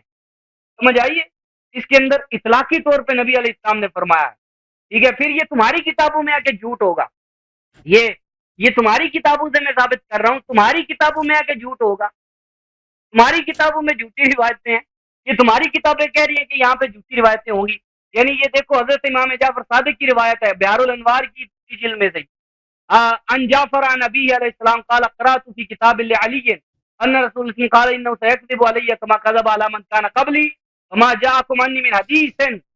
بس تمہارے پاس جو کوئی بندہ بھی حدیث لے کے آئے, جو کوئی, ما عام ہے, اس کے اندر عموم کا معنی ہے کے لیے, المطلق یجری علی اطلاق ہی قاعدہ ہے متفقہ طور پہ کہ مطلق اپنے اطلاق پہ باقی رہتا ہے جب تک کہ دلیل تقیید نہ لائی جائے. مولوی صاحب آپ کی بات یا آپ کی کسی محدث کی بات, چونکہ آپ کا اپنا مسلک یہ ہے کہ کسی مولوی کی بات حجت نہیں ہے, آپ کی بات کیسے حجت ہو جائے گی کہ اللہ کے نبی صلی اللہ علیہ وسلم مطلق فرما رہے ہیں کہ کوئی بھی حدیث آئے اسے پرکھ لو اللہ کی کتاب کے سامنے. آپ کہتے ہیں مطلق, اللہ کے نبی کی حدیث میں الفاظ مطلق ہیں, ٹھیک ہے، فما جاءکم انی من حدیث وافق کتاب اللہ فهو حدیثی، بس جو کتاب بھی تمہارے پاس آئے اور وہ کتاب اللہ کے موافق ہو حدیث، تو بس وہ میری حدیث ہے۔ واما ما خالف کتاب اللہ، اور جو کتاب اللہ کے مخالف ہو فلیس من حدیثی، نبی علیہ السلام فرما رہے جو کتاب اللہ کے مخالف ہو وہ میری حدیث ہو ہی نہیں سکتی۔ یہ کہتے ہیں کہ انہوں نے حدیث کو مشروط کیا، میں نے نہیں حدیث کو مشروط کیا، نبی علیہ السلام نے مشروط کیا ہے۔ تمہاری کتاب ہے بہار الانوار ہے، میں تو وہ کھول کے پڑھ رہا تھا، اس سے پہلے میں نے اصول کافی کھول کے پڑھی، اس کا کوئی جواب نہیں آیا، صرف اپنی طرف سے آپ نے پیش کر دیا کہ وہ مطلق نہیں۔ میں نے کہا کہ مطلق حدیث کے الفاظ مطلق ہیں، آپ اپنی طرف سے کیسے مطلق کو مقید کر سکتے ہیں؟ جبکہ قاعدہ یہ ہے کہ مطلق اپنے اطلاق پہ باقی رہتا ہے، دلیل مخصص چاہیے، دلیل چاہیے جو تقیید کرتی ہو، اور دلیل بھی کم از کم یا تو قرآن ہو یا نبی علیہ السلام کی حدیث ہو۔ سمجھ آئیے بات کی؟ اب یہاں پہ آپ نے کہا کہ بعض وہ موافق نہ بھی ہوں، مخالف بھی ہوں، یعنی موافق نہ ہونا یعنی مخالف ہونا، مخالف بھی ہو کتاب اللہ کے تب بھی اس پہ عمل کیا جائے گا۔ یہ آپ نے اصول کہاں سے لیا؟ آپ مجھے یہ بتائیں کہ آپ یہ کون سی حدیث ہے آپ کے پاس جس کے اندر یہ کہا گیا ہو کہ حدیث کتاب اللہ کے موافق نہ بھی ہو تب بھی مانی جائے گی، تب بھی اطاعت کی جائے گی؟ جبکہ میں نے آپ کے سامنے 10 نہیں، میں کہتا ہوں کہ میں 20 روایات آپ کی کتابوں سے پیش کر سکتا ہوں، اور میں نے 5 سے 7 8 روایتیں آپ کے سامنے پیش کر بھی دی ہیں کہ نبی علیہ السلام نے مشروط کر دیا ہے حدیث کو، کیونکہ بہت سارے جو رافضی راوی ہیں، بہت سارے خارجی راوی ہیں، بہت سارے ناسبی راوی ہیں، وہ حدیثوں میں جھوٹ بولیں گے، آپ کو علم تھا اس واسطے۔ یہ تو آپ کی کتابیں گواہی دے رہی ہیں کہ جھوٹ ہوگا، ہماری کتابیں تو دے رہی ہیں، آپ کی کتابوں سے میں گواہی پیش کر رہا ہوں کہ جھوٹ ہے ان کتابوں میں، جھوٹ ہے ان کتابوں میں۔ آپ کہتے ہیں نہیں ہے، رسول اللہ کہتے ہیں ان میں ہوگا جھوٹ۔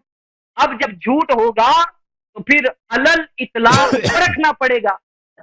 علل اطلاق جو ہے ہم تک پہنچی ہے وہ حجت نہیں ہے جب تک کہ ثابت نہ ہو جائے کہ رسول اللہ کے حدیث ہے، وہ ثابت کیسے ہوگی؟ تواتر سے۔ اب آپ نے کہہ دیا کہ اصول سے جو آ جائے، بھائی اصول سے آ جائے۔ ایک بزرگ نے کتاب لکھ دی ہے، تو ایک بزرگ کی لکھی ہوئی کتاب کیسے متواتر ہوگی؟ یہ مجھے مطلب ہے، سمجھا دیں آپ کیسے متواتر ہوگی؟ ایک بزرگ کی اصول کی کتاب آپ نے کہہ دیا، یہ کتاب سلیم ابن قیس ہیں، اس کے علاوہ جتنی کتابیں اس طرح کی لکھی گئی ہیں۔ اب ایک سلیم ابن قیس جو راوی ہے، ایک راوی کی روایت کو تو ہم خبر غریب کہتے ہیں یا اخبار احاد میں سے، اور اخبار احاد آپ کے نزدیک کی ظنیات میں سے، ٹھیک ہے؟ اب وہ جو اصول ہے وہ کیسے متواتر ہو گئے؟ تو میں یہ بات کر رہا ہوں کہ آپ وہ حدیث پیش کریں، اس بات کا جواب دیں، وہ حدیث پیش کریں اپنی کتابوں سے، معتبر حدیث پیش کریں اس میں یہ کہا گیا ہو کہ جو حدیث کتاب اللہ کے موافق نہ بھی ہو تب بھی وہ واجب العمل ہے۔ بتاؤ مجھے کوئی حدیث ہے تو لے کے آؤ، جواب دو۔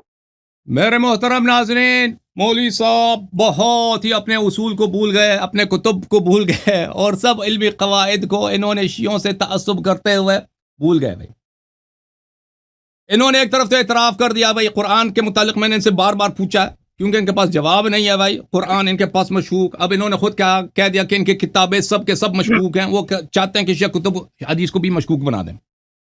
ان کے اپنے کتب کے متعلق انہوں نے تو اعتراف کر لیا کہ ہمارے کتب کیا ہیں، مشکوک ہیں، کیونکہ یہ خبر واحد ہے، فلانے نے فلانے سے 10-15 واسطے کے ساتھ روایت کیا، یہ خبر صحیح بھی ہو تو یہ مشکوک ہوتا ہے، بلکہ جھوٹ بھی ہو سکتا ہے، کیونکہ اصح الاسانید بھی جو ہے ان کے نزدیک وہ اس کا نہ صرف مشکوک ہونا بلکہ اس کا مکذوب ہونا ثابت ہے۔ تو پھر ان کے دین کیا، یا تو قرآن ہے یا سنت ہے، یا تو قرآن ہے یا سنت ہے، ٹھیک ہے نا بھائی؟ شریعت تو یہی ہے، یہ دونوں ان کے نزدیک مشکوک، ان دونوں سے تو انہوں نے ہاتھ اٹھا دیا۔ اب یہ کہتے ہیں کہ شیعوں کے نزدیک بھی یہی ہونی چاہیے، حالانکہ شیعوں کے نزدیک یہ نہیں ہے میرے محترم ناظرین۔ انہوں نے کہا کہ نبی صلی اللہ علیہ وسلم کہ ہم وہ صرف وہ احادیث مانیں گے جو قرآن کے موافق ہے۔ تو بھائی مجھے بتاؤ بخاری مسلم میں کتنے احادیث ہیں جو اس سے ملتی جلتی آپ کو آیت قرآن میں ملے گی؟ بہت سارے، اکثر احادیث میں کہ جو ہے قرآن میں اس کی آیت نہیں ہے۔ مغازی کے جتنے احادیث ہیں، سیرہ کے جتنے احادیث ہیں، احادیث فعلیہ جتنے ہیں 99% اس کے قرآن میں آپ کو آیت نہیں ملے گی۔ احادیث فعلیہ جو ہیں، احادیث قولیہ، اور 90% اس میں قرآن کی آپ کو آیت نہیں ملے گی۔ تو ابھی جو ہے نا آپ نے جو ہے وہ شیعوں سے لڑائی کے چکر میں آپ نے الحمدللہ اپنے احادیث تو مشکوک تھی، وہ مشکوک بھی جو ہے نا اس میں سے بھی آپ نے ہاتھ اٹھا لیا۔ اب آپ نے کہتے ہیں کہ آپ کے ائمہ علیہ السلام نے فرمایا کہ رسول اللہ صلی اللہ علیہ وسلم نے فرمایا کہ مجھ پہ جھوٹ باندھنے والے بہت ہو گئے. اگر آپ کے پاس کوئی حدیث آ جائے فَإِذَا أَتَاكُمُ الْحَدِيث فَأَعْرِضُوهُ عَلَى كِتَابِ اللَّهِ وَسُنَّتِي فَمَا وَافَقَ كِتَابَ اللَّهِ وَسُنَّتِي فَخُذُوا بِهِ وَمَا خَالَفَ كِتَابَ اللَّهِ وَسُنَّتِي فَلَا تَأْخُذُوا بِهِ. آپ نے یہ حدیث کوٹ کیا نا, آپ نے کہا کہ یہ حدیث مطلق ہے, یہ حدیث مطلق ہے. تو میرے محترم ناظرین, اس شخص کو مطلق و مقید کے بنیادی اصول نہیں معلوم. او بھائی, مطلق و مقید کے بنیادی اصول آپ کو نہیں معلوم. آپ کیسے کہتے ہیں یہ حدیث مطلق ہے؟ ہاں, ملاحظہ کرو, حدیث یہ انہوں نے بحار الانوار سے کوٹ کی ہے, یہ کتاب احتجاج میں بھی ہے, بحار الانوار جلد نمبر 2 صفحہ نمبر 225. حدیث یہ ہے میرے محترم ناظرین. عن ابي جعفر الثاني في مناظرته مع يحيى بن اكثم وسيجيء بتمامه في موضعه انه قال. حضرت امام جواد علیہ الصلوۃ والسلام نے یحییٰ بن اکثم سے, جو جب مامون کے دربار میں وہ بہت بڑا مفتی تھا اور عالم دین تھا, ان سے مناظرہ کے دوران انہوں نے جو گفتگو فرمایا ہے, انہوں نے یہ کہا قال رسول اللہ صلی اللہ علیہ وآلہ فی حجۃ الوداع. رسول اللہ صلی اللہ علیہ وسلم نے حجۃ الوداع میں یہ فرمایا قد کثرت علی الکذابہ وستکثر. جھوٹ, جو لوگ مجھ پہ جھوٹ باندھتے ہیں, افتراء کرتے ہیں, وہ بہت زیادہ ہو گئے ہیں, اور اب زیادہ بھی آگے بھی جا کر یہ زیادہ ہو جائیں گے. تو یہ مطلق بات نہیں ہو رہی ہے. پہلے رسول پاک صلی اللہ علیہ وآلہ وسلم نے قاعدہ وہاں پہ سب کے سامنے رکھ دیا ہے. کون سا قاعدہ؟ کہ جھوٹے لوگ بہت ہیں, مجھ پہ احادیث وہ جھوٹے افتراء کریں گے اور اس کے بعد زیادہ ہو جائیں گے. فمن کذب علی متعمدا فلیتبوأ مقعدہ من النار. جو معمدن مجھ پہ افتراء کرتا ہے, جھوٹی حدیث مانتا ہے, تو وہ جہنم میں اپنی جگہ تیار کر لے. اچھا, فَإِذَا أَتَاكُمُ الْحَدِيث فَأَعْرِضُوهُ عَلَى كِتَابِ اللَّهِ وَسُنَّتِي. جب آپ کے پاس حدیث آ جاتا ہے تو اس کو عرضہ کرو, اس کو پیش کرو کتاب اللہ پر اور سنت پر. یہ ہر حدیث کی بات نہیں ہو رہی ہے. اس پس منظر میں حدیث کا صدر بھی ملاحظہ کریں آپ کہ یہاں پر مکذوب احادیث کی بات ہو رہی ہے, مفترات احادیث, موضوعہ احادیث کی بات ہو رہی ہے. کہ وہ لوگ جو آپ کو اب کیونکہ میرے خلاف جھوٹ بولنے والے آ گئے ہیں, تو یہ لوگ جن کے پہ شک ہوتا ہے, ایک شخص کو ہم نہیں جانتے, ایک شخص غیر ثقہ ہے, ایک شخص کو ہم نہیں جانتے بھائی, کہتے میں نے فلان صحابی سے یہ سنا کہ پیغمبر صلی اللہ علیہ وسلم نے یہ فرمایا. اور بھائی وہ ابھی ہمیں شک ہو گیا ہے کہ یہ شخص جھوٹ کہہ رہا ہے یا سچ کہہ رہا ہے. لیکن اگر وہ شخص, یہ ان لوگوں کی حدیث کی بات ہو رہی ہے, یہ ہر حدیث کی بات نہیں ہو رہی ہے کہ آپ پہ واجب ہے کہ ہر حدیث جو بھی حدیث آ جائے, یہ اس کی بات نہیں ہو رہی. جو بھی حدیث آ جائے آپ اس کو عرضہ کرو کتاب اللہ و سنتی پر. آپ کے علماء خود اس بات کے قائل نہیں ہے, شیعہ بھی اس بات کے قائل نہیں ہے کہ ہر حدیث کو آپ کو عرضہ کرنا پڑے گا قرآن پر. ان احادیث پر جو مشکوک ہیں ان کو دیکھنا پڑے گا, اور وہ بھی صرف قرآن پہ نہیں ہے. فَأَعْرِضُوهُ عَلَى كِتَابِ اللَّهِ وَسُنَّتِي. حدیث کو سنت متواترہ, سنت قطعیہ, سنت ثابتہ سے ملاؤ کہ بھئی یہ ہو سکتا ہے پیغمبر نے کہا. ان کے اپنے صرف کتاب پہ نہیں ہے, حدیث کو حدیث پہ بھی عرضے کا کہا. تو یہ کس حدیث کی بات ہو رہی ہے؟ حدیث, وہ حدیث جس پہ ہمیں شک ہو گیا ہے کیونکہ جھوٹے لوگ بہت ہیں, ہر حدیث کی بات نہیں ہو رہی ہے. فما وافق کتاب اللہ و سنتی فخذوا بہ وما خالف کتاب اللہ و سنتی فلا تاخذوا بہ. پر ان مشکوک احادیث میں سے جن پہ آپ کو شک ہو گیا کہ جھوٹے لوگ نقل کر رہے ہیں, آپ کو شک ہو گیا تو اس کو کتاب اللہ اور سنت پہ عرضہ کرو. اگر کتاب اللہ اور سنت حدیث نبی صلی اللہ علیہ وسلم سے موافق ہو تو اس پہ عمل کرو, اگر نہیں ہے تو عمل نہ کرو. میرے محترم ناظرین, میں اس کی ایک مثال آپ کو دیتا ہوں. اس حدیث میں تو قید واضح ہے, یعنی حدیث مطلق ہے ہی نہیں. یہ شخص کہہ رہے ہیں مطلق ہے, صدر حدیث میں اس کا قید موجود ہے کہ کذابین کہ کذب کے پس منظر میں یہ بات کہا جا رہا ہے. لیکن بعض ایسے احادیث ہیں کہ انہیں میں ملفوظ قید نہیں ہے, یہاں پہ ملفوظ, یہاں پہ منطوق, یہاں پہ مذکور قید موجود ہے اس حدیث میں. بہت سارے احادیث ان کے اپنے کتب میں کہ وہ مذکور نہیں ہے قید اس میں سے. ملاحظہ فرمائے کتاب سنن ابن ماجہ چاپ دار الفکر, یہاں پر صفحہ نمبر 56 میں حدیث باب فضل ابی ذر, یہ حدیث صحیح بھی ہے. قال النبی صلی اللہ علیہ وآلہ وسلم ما اضلت الغبراء ولا اضلت الخضراء من رجل اصدق لہجتا من ابی ذر. نیلی آسمان نے سایہ نہیں ڈالا ہے, خاک والی زمین, سیاہ زمین نے اپنے اوپر اٹھایا نہیں ہے ابو ذر سے زیادہ سچے آدمی کو. یعنی آسمان کی نیچے زمین کے اوپر ابو ذر سے سچا صادق تر آدمی نہیں گزرا. بھائی یہ حدیث مطلق ہے ظاہر میں, اس میں سب انبیاء آ جاتے ہیں, یعنی ابراہیم علیہ السلام سے بھی اصدق, موسیٰ علیہ السلام سے بھی اصدق, عیسیٰ علیہ السلام سے بھی اصدق, انبیاء سلف سب میں سے اصدق رسول پاک صلی اللہ علیہ وسلم سے بھی، یا کم از کم ان کے مساوی، یعنی رسول پاک صلی اللہ علیہ وسلم بھی زیادہ سچے نہیں تھے ابو ذر۔ یہ ہو سکتا ہے معنی اس کا؟ نہیں معنی ہو سکتا اس کا، یہ معنی نہیں ہو سکتا اس کا۔ یہ کیا؟ یہ ظاہر میں مطلق ہے، باطن میں یہ مقید ہے۔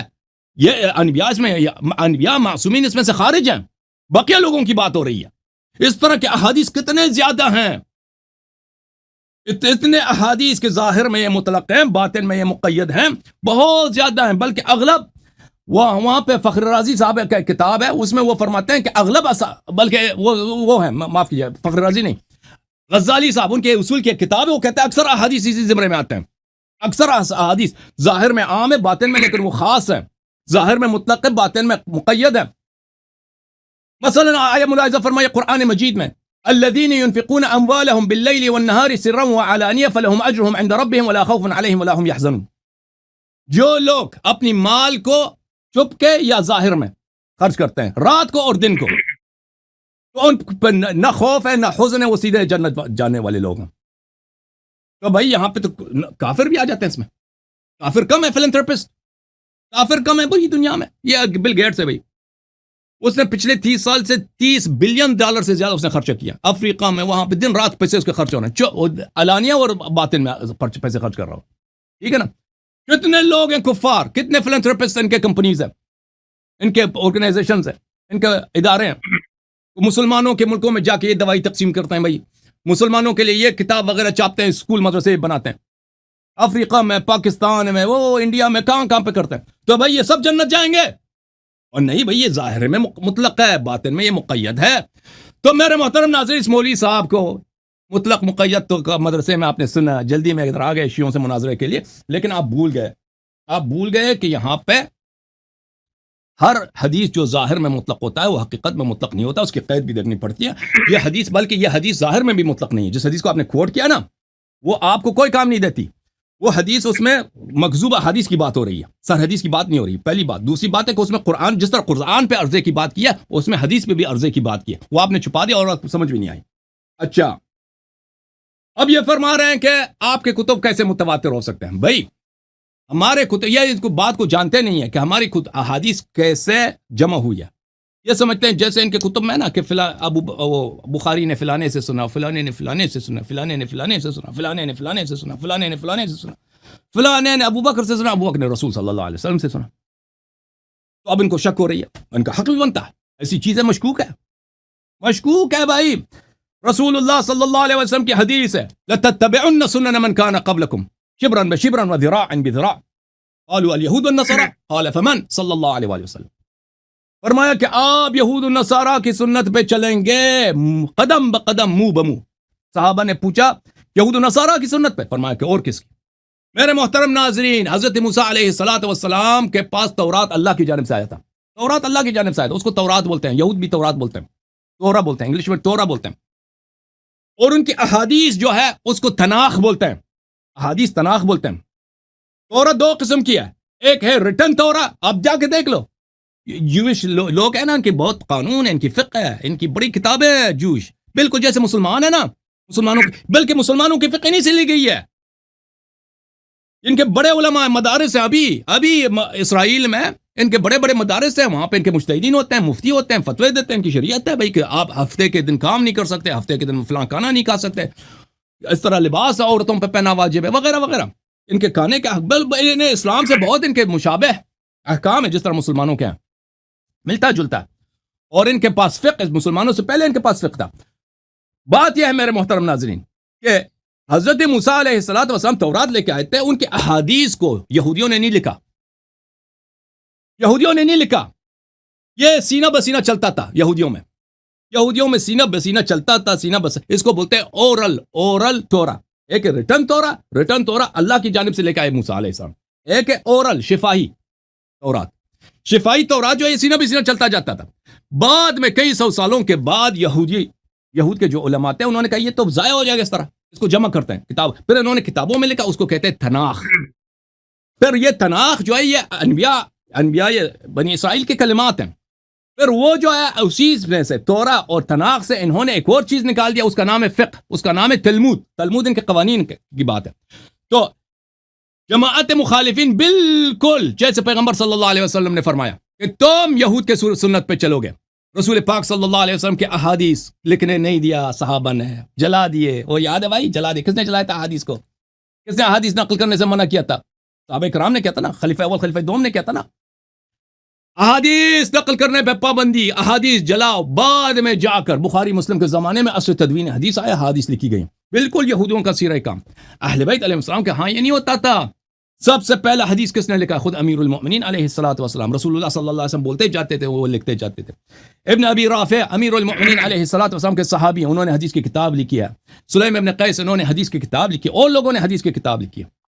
اصحاب ائمہ علیہ السلام حدیث کی کتابیں لکھتے تھے. ائمہ اطہار علیہ السلام پہ عرضہ کرتے تھے. ائمہ اطہار علیہ السلام تصدیق کرتے تھے. شیعوں کو حکم دیتے کہ یہ کتابیں پڑھا کرو, اور فرماتے تھے کہ اپنی کتابوں کی حفاظت کرو, تمہیں اس کی ضرورت پڑے گی. یہ کتابیں دیکھیں میرے محترم ناظرین, جیسے یہ کہتے ہیں کہ اگر میں مثلا ایک شخص ہے سلیم ابن قیس, میرے نزدیک وہ ثقہ ہے, تمام شیعہ محدثین کے نزدیک وہ ثقہ ہے. سلیم ابن قیس, اور اس کے کتاب کی ایک طریق نہیں ہے, اس کے کتاب کے ایک سے زیادہ طریق ہے, اور وہ کتابی صورت میں ہے. وہ کہتا ہے خود میں نے لکھا, میں نے سنا امیر المؤمنین علیہ السلام سے, اور میں نے لکھا ہے. میں نے سنا ہے اور میں نے لکھا ہے. میرے محترم ناظرین, یہ ایسے چیز کہ ایک سکا شخص اس طرح آپ کو خبر دے, یہ بہت مختلف ہے اس حدیث سے جو کہ فلانی کہتا ہے میں نے فلانے سے سنا. اس نے 40 سال پہلے ایک جگہ پہ اس نے فلانے سے سنا تھا. اس نے 35 سال پہلے اپنے چچا زاد سے سنا تھا. اس سے یعنی 200 سال میں 5-6 آدمی آ جاتے ہیں بیچ میں, کم از کم. ان دونوں میں بڑا فرق ہے. ایک شخص مجلس میں بیٹھ کر کتابت کرتا ہے حدیث کی, امام علیہ السلام سامنے بیٹھے ہیں, وہ کہہ رہے ہیں اس سے جنابت اس طرح ہوتی ہے, وہ لکھتا جاتا ہے. حیض اس طرح ہوتی ہے, لکھتا جاتا ہے. قرآن کی تفسیر یہ ہے, وہ لکھتا جاتا ہے. ٹھیک ہے نا. اور امام علیہ السلام اس کی فرماتے ہیں کہ یہ صحیح ہے, ان پہ عمل کرو, یہ صحیح ہے, عمل کرو, یہ یقینی ہے. وہ جو تمہارا طریقہ کار ہے نا, فلانے نے فلانے سے سنا, وہ افواہیں ہیں. جیسے آپ نے خود نے کہا کہ صحیح سند بھی ہو پھر بھی وہ مشکوک ہے, بلکہ جھوٹی ہے. تو یہ آپ کی باتوں کے جواب ہے. میں سمجھتا ہوں کہ اب آپ کے پاس اب کیا کچھ ہے, باقی بچ گیا ہے, دوسروں کو باری دے دیں, بس اب ختم ہے. آپ نے قرآن سے بھی ہاتھ اٹھایا, سنت سے بھی, آپ کی سب باتیں ختم. میں بتاتا ہوں, ہاتھ اٹھایا, قرآن سے آپ ہاتھ اٹھائے ہوئے ہیں. ہاں, قرآن سے بھی آپ نے ہاتھ اٹھایا, سنت سے بھی, کچھ بھی نہیں بچا آپ کے پاس. مذہبی بھی آپ نے اپنی مذہب باطل کرا کے گئے. الحمدللہ شیعہ اعتراض کے چکر میں یہ اس نے اپنے مذہب کا بیڑا غرق کر دیا. قرآن سے بھی ہاتھ اٹھایا, سنت تو ویسے بھی ان کے پاس نہیں تھے, خود اعتراف کیا کہ سنت ان کی مشکوک ہے, بلکہ ان کی صحیح سند بھی ہو تو پھر بھی جھوٹی ہے. اب کیا بچا آپ کے پاس بھائی؟ اب ذرا میری بات سن لو. اب تم میں نے سوالات کا جواب دے دیا. اب مجھے بتاؤ, بخاری مسلم میں جو احادیث ہیں کہ ان کا سند, ان کے متن قرآن میں نہیں ملتا, تم اس کو جوڑ دو گے؟ اب مجھے بولنے دو, تم میرے سوال کا جواب دے دینا. تم میرے کسی سوال کا جواب نہیں دیتے. سوال کے جواب مجھے بولنے دو. پہلی بات یہ ہے کہ یہ مولوی صاحب کہتے ہیں کہ آپ کے حدیث ان فلان فلان فلان سے سنا. میں یہ کہتا ہوں کہ تمہارے اصول کی کتابوں میں بھی ان فلان فلان ہے. ٹھیک ہے, اصول یعنی اصول کافی ہی دیکھو آپ, تو یہاں پہ بھی ان فلان فلان ہے. ان فلان فلان نہیں ہے تمہاری کتابوں میں. جواب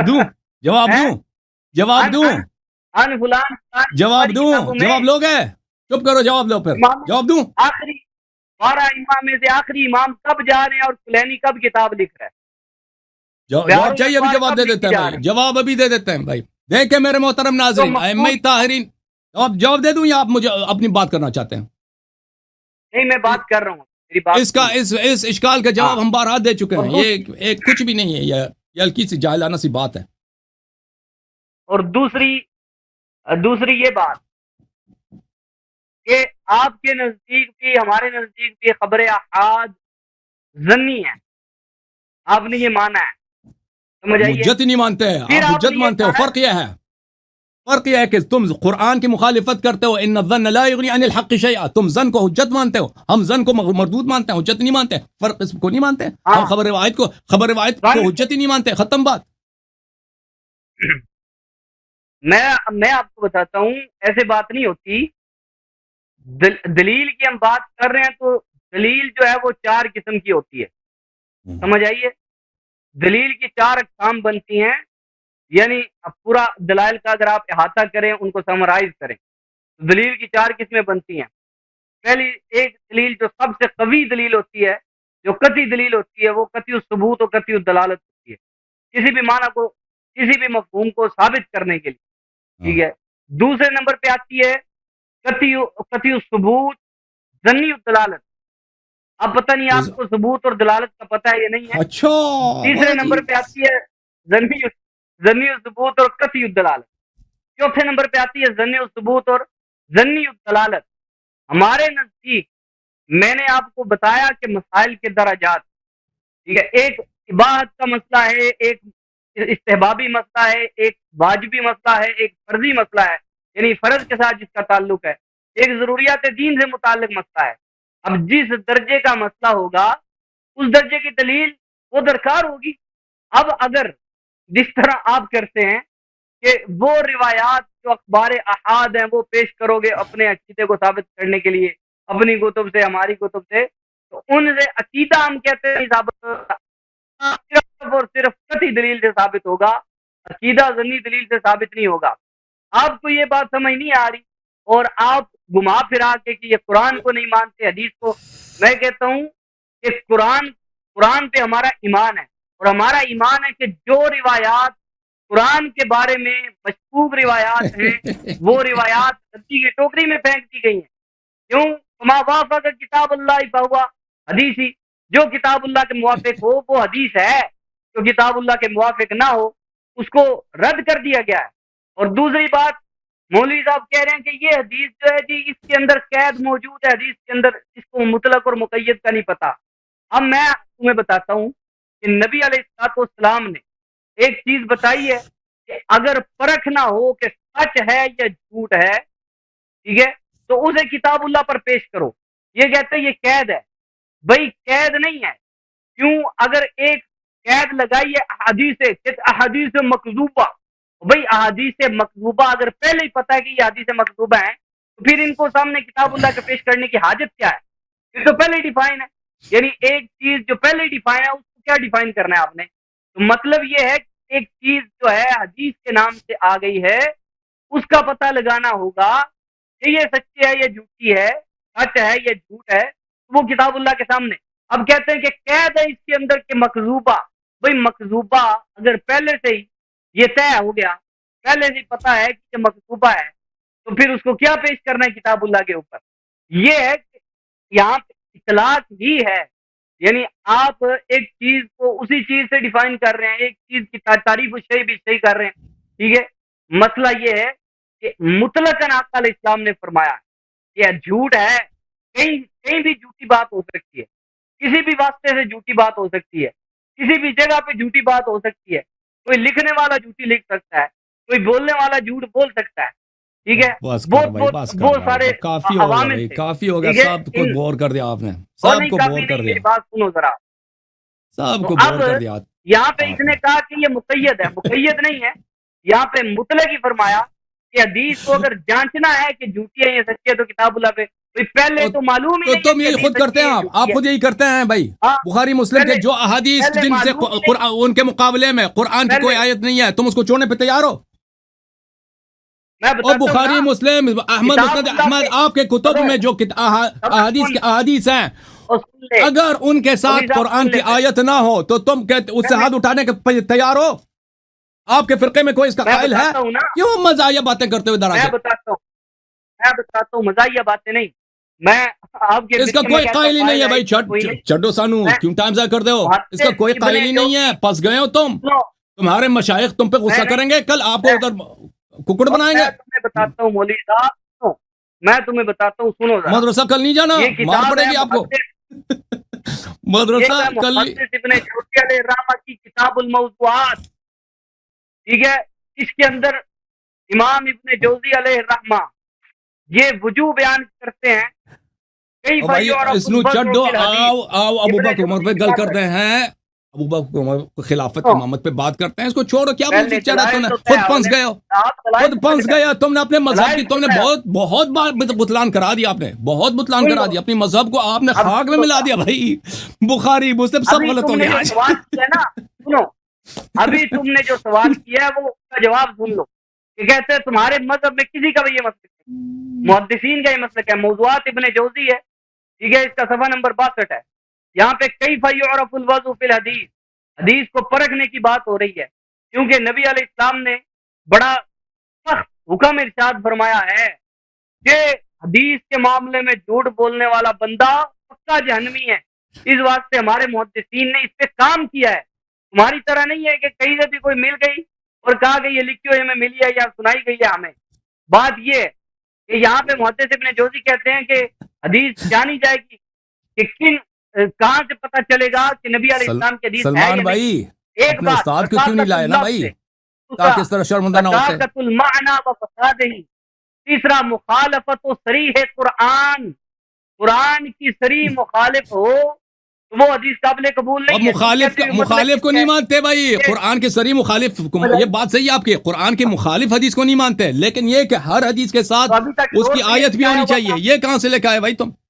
नहीं, ये हमने नहीं कहा, ये तो तुम कहते हो कि कुरान की सरी जो है वो तब मानेंगे जब मुवाफिक उसकी हदीस भी हो। नहीं, ये तो नहीं, तुमने नहीं, कुरान को तो मुक़य्यद शुरू से बनाया। पूछ लेते ना, शुरू से पूछ लेते, मैं आपको बता देता कि अगर कोई हदीस, देखो कोई हदीस, देखो मेरे बात सुनो, टाइम तो ने बहुत ज़ाया किया। अगर कोई हदीस कुरान के सरीह कुरान के मुखालिफ है, कुरान हम मानेंगे, कुरान हुज्जत है अगर उसके साथ अहले बैत की हदीस भी हो। नहीं नहीं, कुरान को तुम मुक़य्यद कर रहे हो, हम तो हदीस को मुक़य्यद नहीं कर रहे कुरान की। जब रसूल देखो मुखालफत शायद है, हाँ वो तो हम शुरू से कह देते हैं भाई, वो तो हम सब मानते हैं भाई कि अगर कोई हदीस ऐसी है जो बिल्कुल कुरान के नस के खिलाफ है, हम कह देंगे, अगर वो हदीस सही है तो हम कह देंगे इस हदीस का मतलब कुछ और होगा जो हमें समझ नहीं आ रही, ठीक है ना, क्योंकि इस तरह बहुत होता है कि एक कहने वाला कुछ कह जाता है, वो उसके क़ुयूद होते हैं, उसके क़राइन होते हैं, वो हम तक नहीं पहुंचते। बात आपकी सही है। एक हदीस अगर ऐसी है कि बिल्कुल यह हदीस इस तरह, मुझे ऐसे हदीस मेरे जहन में नहीं कि हैं भी दुनिया में कि नहीं शिया कुतुब में, कि जो बिल्कुल कुरान के खिलाफ हो, कुरान की सरी आयत, लेकिन अगर ऐसी कोई हदीस है, हम नहीं कहेंगे ये हदीस झूठी है, हम कहेंगे ये हदीस हमें समझ नहीं आती भाई। अगर वो आया उसमें मुहकम है उस मौजू में, लेकिन अगर वो आया मुहकम नहीं है, मसलन ये आया है इसके कई मानी हो सकते हैं, वो उसके एक मानी के खिलाफ है, तो फिर इनमें तजाद ही नहीं है, क्योंकि कुरान उस मौजू में सरी नहीं है। या फिर हदीस ऐसी है ना कि हदीस जो है, हदीस के 2-3 मुख्तलिफ मानी हो सकते हैं, ठीक है, उसका एक माना सरी है कुरान के खिलाफ है, तो हम कहेंगे वो जो माना आप कर रहे हैं वो सरी है कुरान के खिलाफ है, उस माना को हम नहीं ले सकते। तो आपने इतना टाइम ज़ाया कर दिया, सलमान साहब खुद भी शर्मिंदा, सब जमात उमरिया को शर्मिंदा, आपके मशाइख आप पे गुस्से, मदरसे कैसे कल कैसे जाएंगे आप?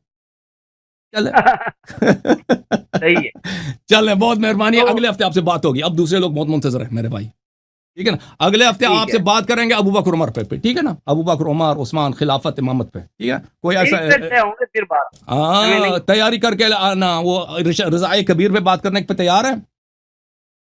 मैं कह रहा हूँ पहले दलाइल और पहले शराइत पे होंगी तो फिर अब भाई कब तक वो दलाइल में ही हम इस तरह तो फंस जाएंगे आखिर साल तक भाई हमने जब कह दिया, जब हमने कह दिया आपके सब शराइत हमने मंजूर कर लिया, तो फिर उस पर गुफ्तगू करने की क्या जरूरत है? तुम सिर्फ ऐलान करो मेरे शराइत ये हमने मंजूर है, हमें मंजूर है भाई, तुम इधर जाके ऐलान करो ना अगले हफ्ते कि तो ये 10 शर्त है मैंने अभी से मंजूर कर दिया, खत्म बात, उसमें गुफ्तगू करने की जरूरत ही नहीं है, सीधा जाते हैं असली मौजू पर, रज़ाए कबीर पर, ठीक है ना भाई। नहीं शराइत का मतलब ये है कि ये शराइत मान लिया हमने तो क्या नहीं दे ओ भाई, आपका हुक्म हमारी तामील, आप हुक्म करो, बोलो अल्लाह यारी मेरे ये 10 शर्त हैं, मैं कहता हूं अभी से मैंने मंजूर कर दिया भाई, सीधा जाते हैं रज़ाए कबीर पर, उसमें सिर्फ आप 2 मिनट में अपने शराइत जिक्र करें, खत्म बात। अब मेरी बात सुनो, वो अगले हफ्ते जो भी शर्त रखो वो बिल्कुल मैंने कह दिया, मैं अपनी बात से नहीं पड़ता, शर्त रखूं, हाँ नहीं फिरे क्या शर्त रखो, जो मर्जी तुम शर्त लेके आना, मैंने मंजूर किया, खत्म बात। अब इस बात पे पक्का रहना है, बिल्कुल पक्का है, मैं मर्द हूं, अपनी बात पे पक्का हूं भाई, ये मैं आपके सामने कह रहा हूं, ये मुनाजरे के लिए जो शर्त लाएंगे हमें मंजूर है भाई, ठीक है ना, ओके खत्म बात, ओके जनाब। अभी आज के लिए माजरत करो, कितने लोगों का टाइम तुमने जाया कर दिया फजूल में। शुरू से अपने शर्त बता देते भाई। खुदा हाफिज, बहुत मेहरबानी आप, थैंक यू सर। जब हम कहते हैं हमारा कोई शर्त नहीं है, आपके सब शुरू मान लेते हैं। अभी जो 2 घंटे से ये भाई ये लगा हुआ है कुरान से भी इसने हाथ उठाया, अपनी तमाम सुन्नत से हाथ उठाया। अब इन्होंने एक नुक्ता उठाया कि आपके कुतुब में असानीद मौजूद हैं। देखो मेरे अजीजों, ہم نے بار بار کہہ دیے اسانید جو ہے نا کہ بخاری فلان سے کلینی فلان سے روایت کرتے ہیں، فلان فلان سے روایت کرتے ہیں، وہ زرارہ سے روایت کرتے ہیں. یہ اسانید جو ہیں یہ اجازات ہیں، یہ نہیں ہے کہ وہ کسی نے سے انہوں نے یہ احادیث جو مشافہتاً نقل ہوئی ہیں، یہ اجازہ ہے. زرارہ کی جو کتاب ہے، محمد ابن مسلم کی کتاب ہے، کلینی صاحب کے پاس ان کے 10 اجازے ہوتے تھے، 10 مختلف طرق سے، کیونکہ زرارہ کے اپنے 10-20 شاگرد ہوتے تھے، پھر اس کے شاگردوں کے 10-20 شاگرد ہوتے تھے، 2-3 نسل میں سینکڑوں ہوتے تھے، تو کلینی صاحب کے پاس سینکڑوں اجازے ہوتے تھے. یا آپ کتاب فہرست شیخ طوسی میں یا فہرست نجاشی وغیرہ میں آپ دیکھ لیں، وہ سب کہتے ہیں، اس میں ہر مصنف کے بعد وہ کہتے ہیں کہ حدثنی فلان بکتب، فلان نے مجھے اس کے کتب کی حدیث کی ہے، وہ سب اس سے مراد یہ اجازہ ہے. تو یہ کلینی صاحب سند کا ذکر کرتے ہیں کہ میں نے فلانے سے سنا، حدثنی فلان، فلان نے مجھے حدیث کیا، فلان نے مجھے حدیث کیا، اس نے امام جعفر صادق علیہ السلام سے. یہ اجازے ہیں، یہ اس طرح نہیں ہے جیسے بخاری مسلم میں ہے. بخاری مسلم نے کہتے ہیں کہ میں نے فلانے سے سنا ہے، فلانے نے فلانے سے سنا ہے، فلانے نے فلانے سے سنا. اور بھائی آج یاد رکھو میرے عزیزوں کہ بخاری مسلم، سنن ابن ماجہ، سنن ترمذی، سنن نسائی، مسند احمد ابن حنبل، یہ ان کے سب کتابیں، یہ سب کوڑے میں پیڑ گئے، ختم ہو گئے. ان کے پہلے سے بھی اعتبار نہیں تھا. آج سلمان صاحب نے الحمدللہ رب العالمین خود اعتراف کیا ہے کہ سند صحیح ترین ہو سکتی ہے ان کے کتب میں، اور وہ حدیث نہ صرف مشکوک بلکہ کیا ہے، جھوٹی ہے. ٹھیک ہے نا، انہوں نے خود کہا ہے. پہلی بات. دوسری بات، انہوں نے کہا کہ سب کے سب احادیث ہمارے مشکوک ہیں. انہوں نے بار بار کہہ دیا کہ ہمارے احادیث ظنی ہے. ظنی سے کیا مطلب ہے کہ ان کے شک ہے، ان پر یقین نہیں ہے، تو سب مشکوک ہے نا. اور قرآن فرماتا ہے ان الظن، یہ قرآن کی آیت ہے، لا یغنی عن الحق شیئا، زن کا حق کے معاملے میں کوئی فائدہ نہیں ہے. زن کو چھوڑو، زن کو ہم عمل نہیں کر سکتے، یقین ہے تو صحیح ہے. ولا تقف ما ليس لك به علم، اللہ تعالیٰ قرآن مجید میں فرماتا ہے پیروی نہ کرو حرام ہے جس پہ تمہیں یقین نہیں ہے. جب تم خود کہتے ہو کہ تمہاری پوری سنت ہی مشکوک ہے، یہ تو قرآن کے خلاف ہو گیا، پھر اس کی سنت کی اتباع کیسے کر سکتے ہو؟ تم مشکوک ہے، اس کی اتباع نہیں کر سکتے. ختم بات، ختم بات، نہیں کر سکتے تم. تو الحمدللہ. اور پھر انہوں نے یہ بھی اعتراف کیا کہ ہم ہر حدیث کو قرآن سے ملائیں گے. انہوں نے خود کہا نا، آج کہا نہیں کہا کہ ہم ہر حدیث کو قرآن سے ملائیں گے، قرآن میں آیت ملی تو صحیح ہے. تو بھائی تو پھر بخاری مسلم چلی گئی نا، ختم ہے. اس میں کتنے حدیث ہیں کہ اس حدیث کے متن پہ قرآن کی آیت موجود ہے. جی بھائی مجھے نہیں معلوم یہ کل مدرسے کیسے جائے گا. ادھر تو مولوی بیٹھا نا، موٹے موٹے گردن والے. اس بیچارے کو وہ بھائی وہ ورغلاتے ہیں کہ تو جا اللہ یاری کو پسا. یہ ان کا منصوبہ ہوتا ہے، یہ بالکل میٹنگ ہوتی ہے، کمیٹی ہوتی ہے ان کی، وہ تحقیق کر کے کل جا کے اللہ یاری کو اگلے ہفتے اس طرح پسائیں گے. وہ یہ کہے گا، تم یہ کہنا، یہ کہنا. یہ سب آیت ہے نا، الحمدللہ ان کے سب مکر وغیرہ ختم. اب جو ہے نا، وہ تو یہ مولوی صاحب ان کے جو اساتید مشائخ مدرسے میں، وہ تو یہ نہیں کہیں گے کہ ہم نے آپ کو غلط سکھایا تھا. وہ تو ان کو ڈانٹیں گے کہ تو نے جو ہمارا بیڑا غرق کیا. وہ تو اعتراف تو نہیں کریں گے نا. مولوی اعتراف کرے گا کہ میں آ رہا ہوں، وہ اس کو کہے گا کہ تو نے ہماری بے عزتی کرائی اللہ یاری کے سامنے. چلے الحمدللہ، شیعوں کو مبارک ہو.